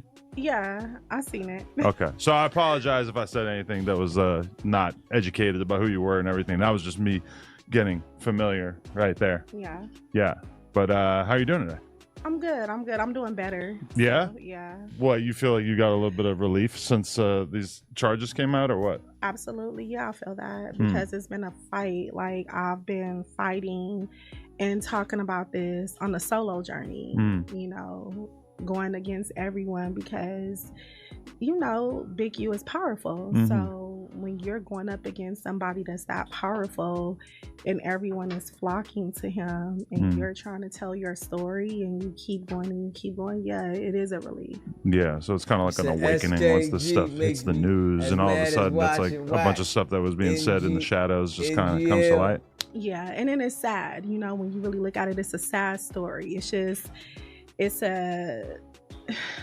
a sad story because everybody lose. You know, I lost a lot of stuff that he took from me. Ray Sean lost. He lost his life. His family lost him. Nipsey lost. He lost his life. Big U lost because of the greed. His family lost because he was the head of the table. So when you really look at it, and the community lost wet cigarette because the community looks for community leaders to help and uplift the community. We got and the uplift 9K people subscribers so going when you have up. something like this, Facts. it's a loss, and it's a loss for our city. Facts. Because we all had to go through this. And then it makes people like, well, Facts. We don't want to give organizations any money. We don't want to do this for black people. We don't want to, you know. So if they look at one person like that, they're going to look at all of us like it. So it's just a loss all the way around the board. Yeah, I mean, when you put it like that, it is pretty crazy just to have so much stuff that was said behind the scenes just coming out into the public eye. But just to get your story from the beginning, so you're from the Rolling 60s neighborhood growing up, or did you kind of adopt this a little bit later on? No. So to start from the beginning, I have a generational family from the Rolling 60s. If you look at a lot of people in Los Angeles, and Kendrick Lamar said this, hit that subscribe people from LA that's in the inner cities, we are a product of our grandparents migrating from the South, and I have that story. So my family came from the South and the East Coast and landed in LA. So my grandparents moved over in the Rolling 60s in like 1960 something. So we are a generational family, which we are friends with other families within that neighborhood and community. Yeah. Okay. And so how much of that was kind of in your face from a young age, the fact that your parents were affiliated? Okay, you said Wack put her on RM. So me growing up, it's not even the affiliation, it's the dysfunctional living, if we can start there. So coming from a dysfunctional family and a dysfunctional household, I was already born into that. And my mother told me that because I was crying and complaining, and I'm like, you know, you guys, everybody is just up. And she said it was already there. You was just born into it. And when you kind of look at stuff like that, it make you look at things differently. So everything was already happening. I was just born into the dysfunctionalness, and which included the gangs, the drugs, prison, you know, just all type of crazy stuff. And I just had to find my way through that, if that makes sense. She want to whack definitely. minions. So do you have a lot of memories of seeing very wild things going on from a real young age? Yeah, from a young age. So my mom, her family is from out the 60s, out the west side. My father used to run with a guy named Jimmy Lavender. They started the 9 Deuce Bishop Bloods on the east side. So my mom's side was from the west side. My dad's side was from the east side. Growing up, my mother, she was on drugs when I was young. And so my brother, who was from 60s, but he passed away, he took care of me. And then our father was in and out of prison. He couldn't take care of me, you know, because it was so much for my brother because he was young. Right. And so then we went to go live with my grandmother, and then my grandmother was over in the 60s. And so I was over there with my grandmother until my mother got off drugs. And, you know, just growing up, I seen all type of stuff. Our house used to get shot up by the VNGs. They used to come over, do drive-bys. My mother's on drugs, her siblings on drugs. Her brothers is hustlers. They in the streets making money. People's getting killed. It's just a lot. things that I shouldn't have saw, you know, and I think about that. I'm like, you guys let me see too much at a young age, and nobody ever protected me. My grandmother protected me to the best of her ability, but after she passed away, it was just me in the streets and trying to, you know, find my way. Definitely. So your brother was how many years older than you? My brother was like 10 years older than me. Okay, and so you said in another interview I saw that basically like you spent your whole childhood just really just enamored with him and just kind of taking his lead on a variety of things. So I really looked up to my brother, right? I think he was just my hero. Like the older I get and I'm more dissect things, he was my hero. He was everything to me because he was my only sibling. So everything my brother did, I wanted to mimic. I wanted to do. My brother was a gangbanger. You know, he was from Rolling 60s. My brother was a gunner. He was from Rolling 60s. My brother was a street dude. I'm not going to sugarcoat where I come from because that's why we're dealing with this today. And when you look at that area, most of the people in that area, they exhibit the same traits, if that makes sense. My family, I come from a family that exhibit the same traits that Big Q exhibit. That's why we don't get along. Even with me speaking out, I have an uncle that's in jail for murder, for killing some kids, and for retaliating against somebody that killed my uncle. And so he calls my mom recently and he's like, yeah, I heard your daughter's running around town starting stuff with Big Q. You know, my niggas are killers. This is how he's referring to Big Q. So I get into it with my mom in a sense and tell her to tell her brother to keep my name out his mouth. You already in jail for killing kids. So my voice is not going to resonate with you because your demons entertain his demons. You guys are alike. So someone like me saying this isn't right, you're not going to be on my side because in your mind and your spirit is right because you resonate with the evilness that he does. Does that make sense? She got a lot going on. I tell you that. She got a lot going the fuck on. But I did see that video where she was at the hotel through the bottle at motherfucking Big U. We seen that one. Yeah, we seen that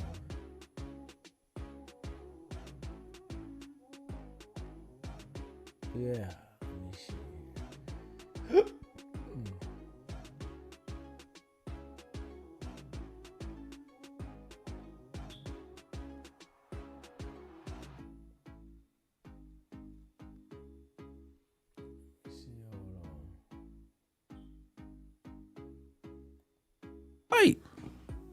I mean, maybe he thinks you're too much of a op. No, he's a buster. He's It's a too sweetheart. oppy. He's a sweetie. Like, I'm telling you, these guys are not like that. Maybe he's too gangster to fight. A lot of gangsters say that shit. I don't fight. No. I shoot people. He's not going to do that. He's I know he's not saying that, but like, Adam. That's the basic idea, right? No, I don't fight. Adam. A lot of people say they Adam, don't fight. A lot of rappers, you ever listen to these drill rappers? All they talk about, I don't fight. I kill people. Okay. It's not true. He's not going to throw rice at a China man's wedding. He's not. That's funny. No. See, that's like my old head sense of humor. I like shit like that. Yeah. No, but I'm just telling you, he's not. He's not the type of person that would do anything. Like, right. So when they get on the platform, they can't say anything. He ain't gonna tell you that I helped him. He ain't gonna say that he was struggling, he was sleeping in the car. He had a donut on the car. I got him a tire. Like, he ain't gonna tell you none of that shit. And it's like, when you ask him, he's gonna be like, oh, I made him pay me. Like, just, no, nigga, I was just helping you because you was a bum. You had your kids and stuff like that. You get what I'm saying? So I helped him. And I was like, he was like, I think GR is not cutting it. So I was like, okay. So I helped him out. Like, really, they were sleeping in the car. Like, he didn't have no gas. We actually had to push his car to the gas station. You're really painting the picture. No, I'm telling you, this is what type of bum ass nigga he is. He's right. Bum. And then he get on your podcast. You don't have a dress code? Like, why do these people come dirty? You don't think he's fresh enough? Why do he come dirty? Is he really that dirty? I don't know. It just seemed fine to me. I see him kind of drunk, like early in the morning doing podcasts. He's always drunk. But you got them out just in time, but you really should have kept them at least through the summer. Why? Because they're gonna make you look goofy. Why me? No jumper. All they do is get on here and just say Luce Coochie Cannon. That's it. What topics do even Munchie B? He tries to be serious and try to have good topics and stuff like that. And then Spider Lug would just crack a dumbass joke. You get what I'm saying? Like just dumb. Like, bro, he trying to be serious. You get what I'm saying? Yeah. And Munchie, because he can't see, is like a little bit harder for him to pick up exactly like what's going to happen in the conversation, which that's one thing I realized from podcasting with Munchie is that a lot of like people do like physical things. Like if you're talking and I want to talk, I'll kind of be like this, and that kind of like lets you know like, all right, I'm about to say something. But with Munchie, it's like a little bit harder for him to figure out the exact moment to like jump in and shit, and which makes it a little bit crazier when Spider Logue just says some totally out of pocket shit, and Munchie's just sitting there like, what the like they have a very like fun dynamic on camera, but it's a little wild. But you're saying that you did all that to help Spider Logue, but then he never was like grateful or what? No, basically he took after the No Jumper interview on camera. Yeah, we can replay the Tasha K joint. We can replay that one. Let me see here.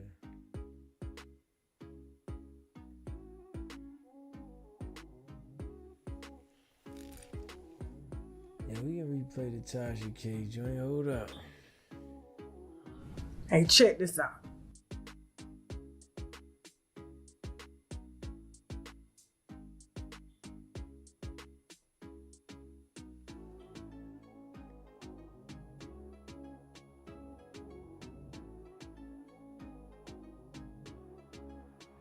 Shit, hold up.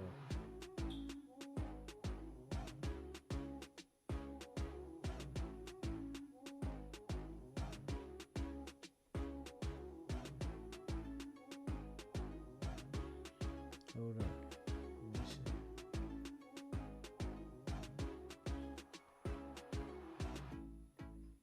Doing. She ready to Tasha K one again. Is my white brother in Christ, okay? And we talk all the time, you know? And so I didn't even know that he was going through what he was going through. But of course, when things do come out, I do tap the people. But in this case, I kind of felt like he wasn't really going to tell me everything. You know what I'm saying? Because he was going to probably say, Tasha, I said everything in the video. And you know, me as a business owner, as an entrepreneur myself, as a content creator, we're in the same line of work, okay? Yes, he's been doing this a lot longer than me. I just was reading in between the lines. So I decided to call one of my LA cop friends. And so after you hear his, that's a big taste. I'm supposed to be tasting this wine. You can tell I ain't sipped in a while, okay? For real. And so, oh my God. Y'all know this show finna get messy. Oh my. It's communion today. It's communion, okay? So here's the thing. Yeah, RM. That's good, especially if you guys don't like red wine. This is good, okay? This is the Finca Las Moras Malbec, all right? If you don't like red wine, this is it right here. You can put Adam back up. It's cool. Put Adam back up. I'm just saying my taste is good to go. It don't taste like vinegar or nothing. It's very even tone, very light body, and it does give you that first feeling that Ativan to give you, okay? Don't ask me how I know about Ativan. It's a long story. Here's the thing. So when he made his little video that you're about to watch, you know, and here's the thing, we talk all the time in the DM. We were just talking yesterday. I just felt like he's not saying everything. And so I decided to call one of my little LA connects to kind of fill in the holes. So we're going to hear what he had to say. We did post it on, you know, our social media sites, but I'm just going to fill in what I feel that he needs to really be telling y'all. But he ain't going to tell y'all because it's going to make him look weak. You know what I'm saying? Go ahead, Adam. Let him know. There's something that I've been hiding from you guys. No Jumper is going broke. I know that might sound crazy. Between both of our YouTube channels last month, we got over 25 million views. We're doing well on Facebook and Snapchat.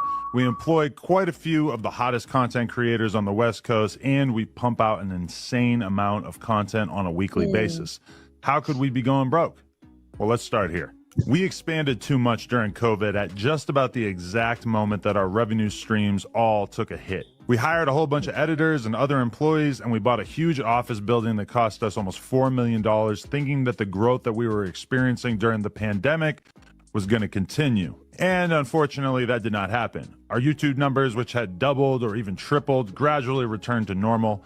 Our Snapchat and Facebook numbers, which had exploded during COVID, sometimes even hitting 6 figures a month, shrank by about 80% or more. Our Patreon, which was absolutely killing it for a year or two when we were doing uncensored, aka nude interviews with up-and-coming superstars like Kazumi and Sky Bree, fell off quite a bit with the launch of Plug Talk and a decreased interest in seeing us interview stars. In addition to that, you might recall that the channel took quite a hit when approximately 8 of our hosts left the platform in March of 2023. Although we've definitely largely recovered and managed to build up a very healthy roster of talent since then, that certainly took a toll on our business for a while as well. All that stuff hurt the business, but we were still solidly profitable. That is, until the last few months, where we experienced 2 major L's that we never could have seen coming. First, we lost the No Jumper Instagram. After almost 10 years of building it up and essentially no strikes on our account, we got taken down one day and we still have absolutely no idea why. We've had no luck getting it back despite being in contact with what seems like every Instagram recovery guy on the face of the planet. We were bringing in a very solid amount of cash monthly that was keeping us afloat via selling sponsored posts on the account, and that mostly vanished overnight. And while we've been growing the new No Jumper LA account up ever since and managing to sell sponsored collab posts using my Instagram and the No Jumper LA account, DM or email if interested, we aren't making anywhere near as much from Instagram now. Side note, if you're a Meta rep, please DM me. I would love to speak to anyone who could help with this. And second, in addition to that, we have been hit with a lawsuit from a former employee. Now, essentially everything in this lawsuit is completely fictional, and every lawyer that I've spoken to about it has described this as basically an extortion attempt, but it still cost us a ton of money already, and it's expected to cost us many hundreds of thousands of dollars to see this through to completion. It's insane to me that a person that we did so much for can just invent some grievances out of thin air and cost us this much money as a result. This person has literally lost every single friend that he used to have when he worked at No Jumper.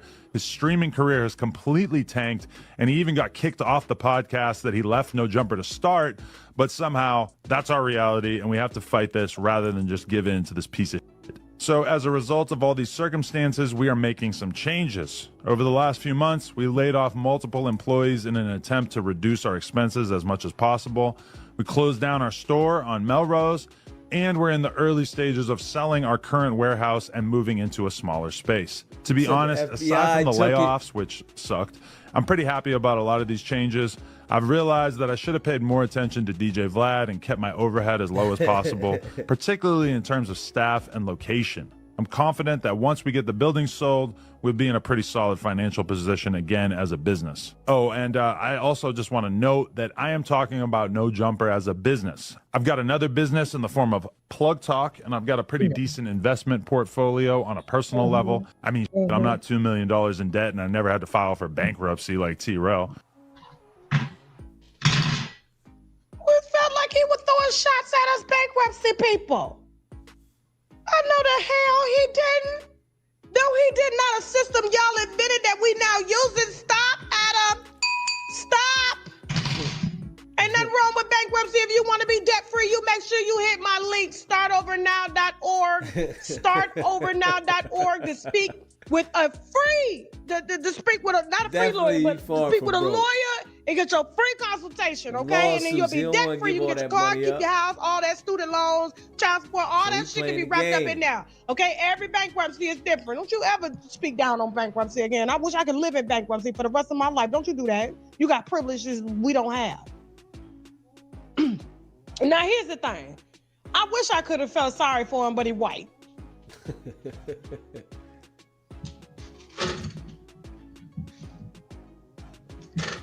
I just, it's hard for me to hear the womp, womp, womp. when you're white, you know, and there's nothing wrong with being white. I'm just saying, it's just, it hits different. You feel me? And so, you know, you saying you broke being white, and the fact that you're able to go out and get a $4 million studio, black businesses don't even get approved for that type of loans. It just, I don't know. It feels like you've got an asset on your hands and you're trying to move these assets because you got a lot of lawsuits underway, okay? And, you know, it takes money to keep money, okay? And so here's the thing. So I called up a little friend of mine that happens to work in, you know, the PD's office, LAPD.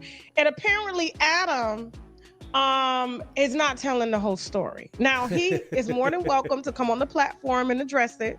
You know, I just kind of felt like I wasn't going to get the entire truth because it's got to do with a lot of that RICO stuff that's going on with Big U and Wack 100 and all those guys. And so apparently he went from doing like, I guess just regular underground rapper content to now it's content to a night street beef. And then they come and talk on the platform about street beef. And then they carry out the street beef and then they use it to, you know, send shots at each other, sort of like what Vlad was doing for a while and then he stopped.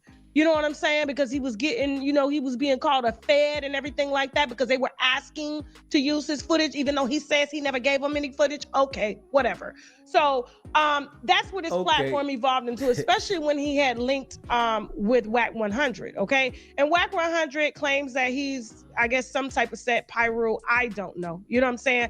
I don't really live that lifestyle. I've never dealt with people that live that lifestyle. But here's what I'm being told is that Adam gotta go.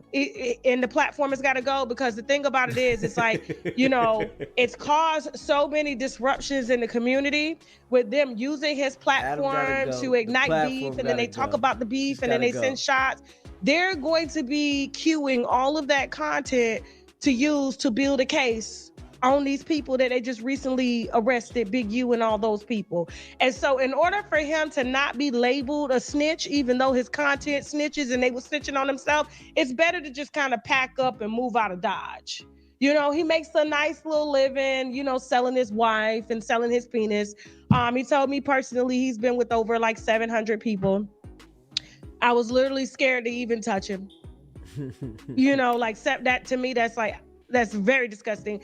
And so he's trying to get up out of that mix before he gets labeled something that he doesn't want to get labeled. And then he really has to kind of look over his shoulders like this.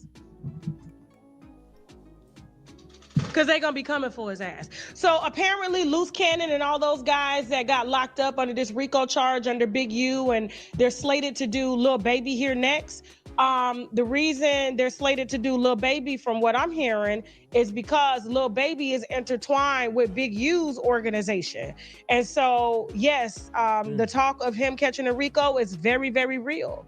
And that's shocking to me because I really thought Lil Baby had like learned his lesson and was staying out of the streets and stuff.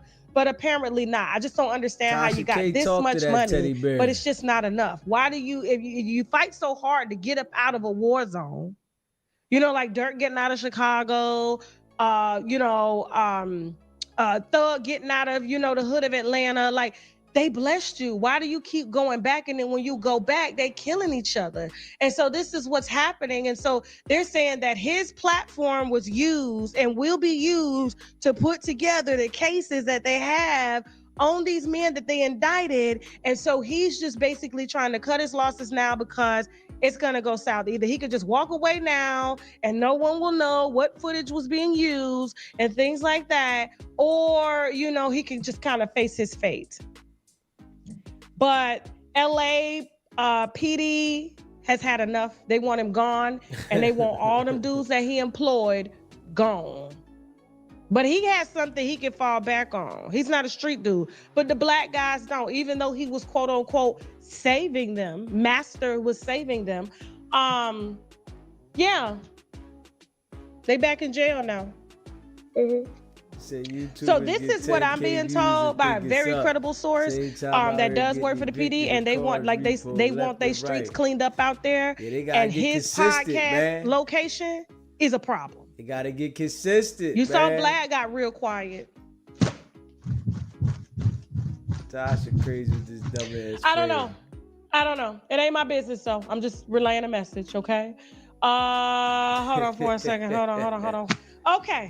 I'm not gonna say he's a DJ Vlad. That's not what I'm gonna say. What I'm gonna say is that when you're using your platform was used to bring up and coming rappers and people that wanted to break in the industry. How did it turn into street beef? Wack like 100. How did it flip? Why do you have Wack 100 on there? Like what? Like you got to understand, and who's snitching and telling everybody when they about to get a RICO, as if he goes and checks in at the federal office every day to come on the platform to tell everybody, yeah, it's your week, your month to get a RICO, your turn. He's the only one that ain't getting locked up. Why? And because he white, he gonna slide. They ain't worried about him, but they are finna use that footage. And the only person I could blame is because that sat down to give him the footage. Moving on. Now he don't snitch now. You got to fight that. Let me tell you something. When they was trying to subpoena me for my footage, my lawyers, the law school lawyers that I lost the case with, they actually won that one. I didn't have to give no footage over. Whatever is public, you take it. Now, there have been some federal agencies that we cooperated with, especially when it's involving scamming and all that stuff, but they wanted my sources, and then those sources were going to be turned over to R. Kelly's team. And at that time, R. Kelly's team was issuing out threats and stuff. And none of my sources was going to catch nothing behind talking to me. So no, I'm sorry. Yeah. So yeah, and here's the thing too, he being sued. You ain't supposed to move on assets while you under no lawsuit. The only way you can do that is by filing bankruptcy. Startovernow.org. So I don't know why he's talking about, at least I have to file bankruptcy. Well, it's going to be considered that you knew that you were in a lawsuit and you were moving assets, and you're not allowed to move assets while you're in a lawsuit because they're going to revert them right back. But if you file bankruptcy, you ain't got to worry about moving it. And it wasn't very smart of you to sit up and talk about your extensive portfolio when everybody now was losing money on the market. Everybody losing money. I just saw a white man literally apologizing to all of his clients for losing $150 million of their portfolio. I said, well, damn. Okay. Damn.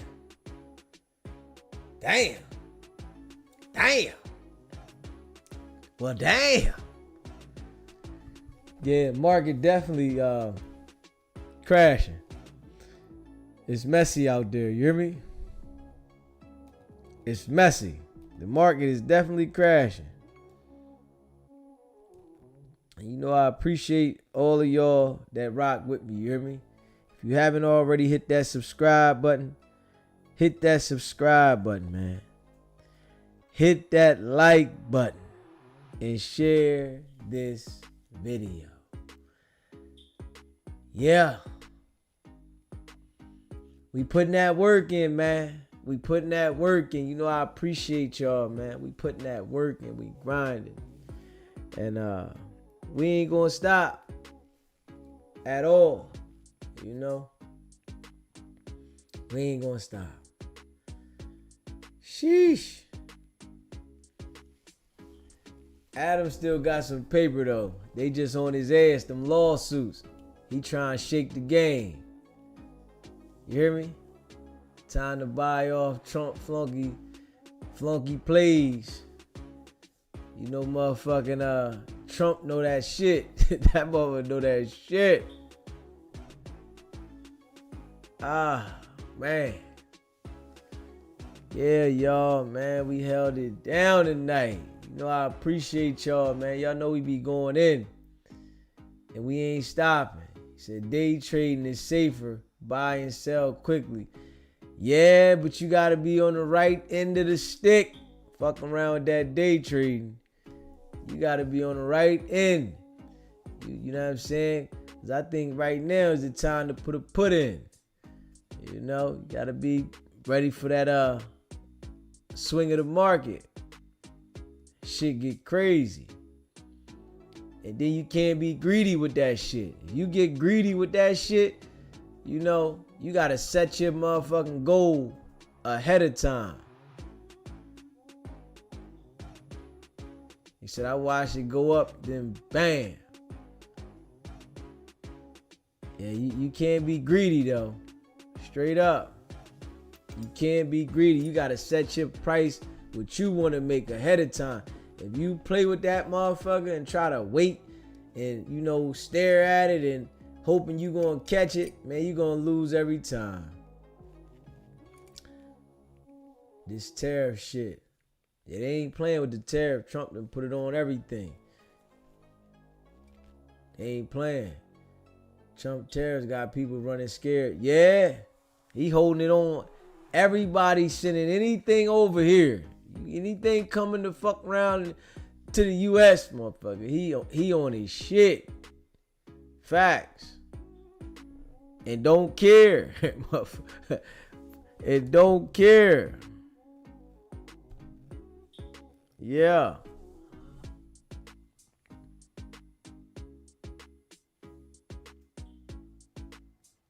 Make sure y'all hit that like button for me, man. Hit that subscribe button.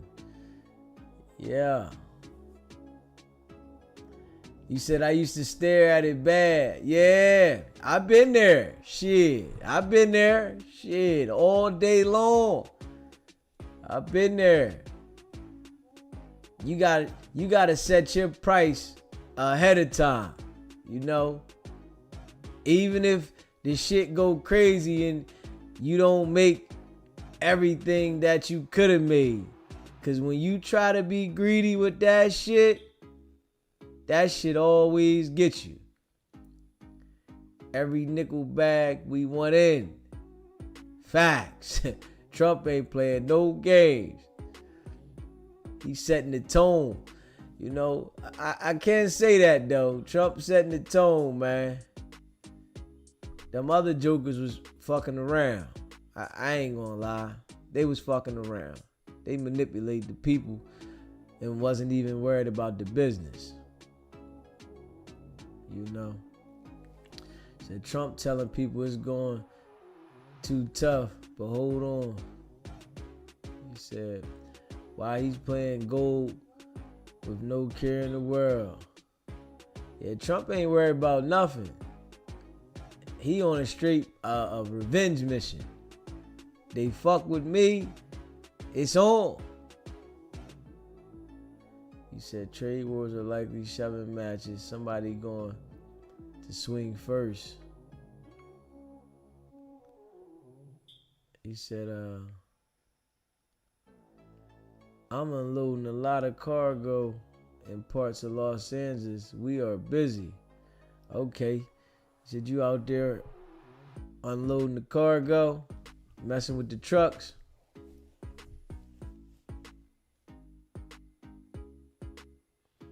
He said, yes, I've learned that shit. I had stocks for years now. Yeah. They definitely dropped though. He said them cats sent 57 million to Taliban. They can't say shit. Adam trying to shut it down before 4Extra figure out how much he owed. Yeah, 4Extra, he just happy to be back on the scene, man. That boy, and it's like, I don't think he be paying attention to make sure he stay out of situations. He just happy to be back on the scene, man. We gonna see how long he make it this time, though. For real. 'Cause I don't know, man. The way he operate, you know, he too involved with that street. You know, you gotta put that shit to the side when you on probation. Shit. He said used cars going cost a foreign. He said loose lips sink ships. Facts. Man, make sure y'all hit that like button, man. Hit that share button. Hit that subscribe button, man. We on our way, you hear me? We on our way up. We ain't stopping. You know, we gonna keep grinding. Y'all know we be here, man.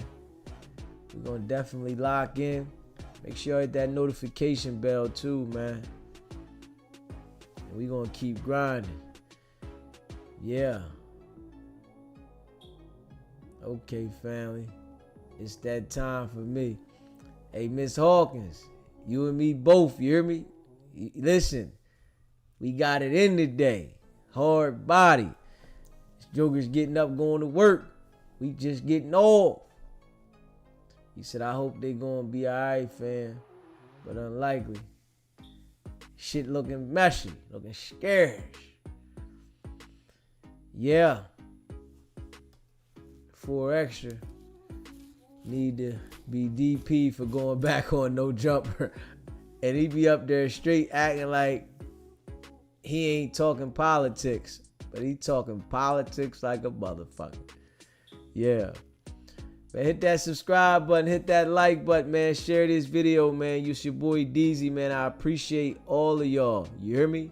And y'all already know it's not about the setback. It's about the get back. Nah.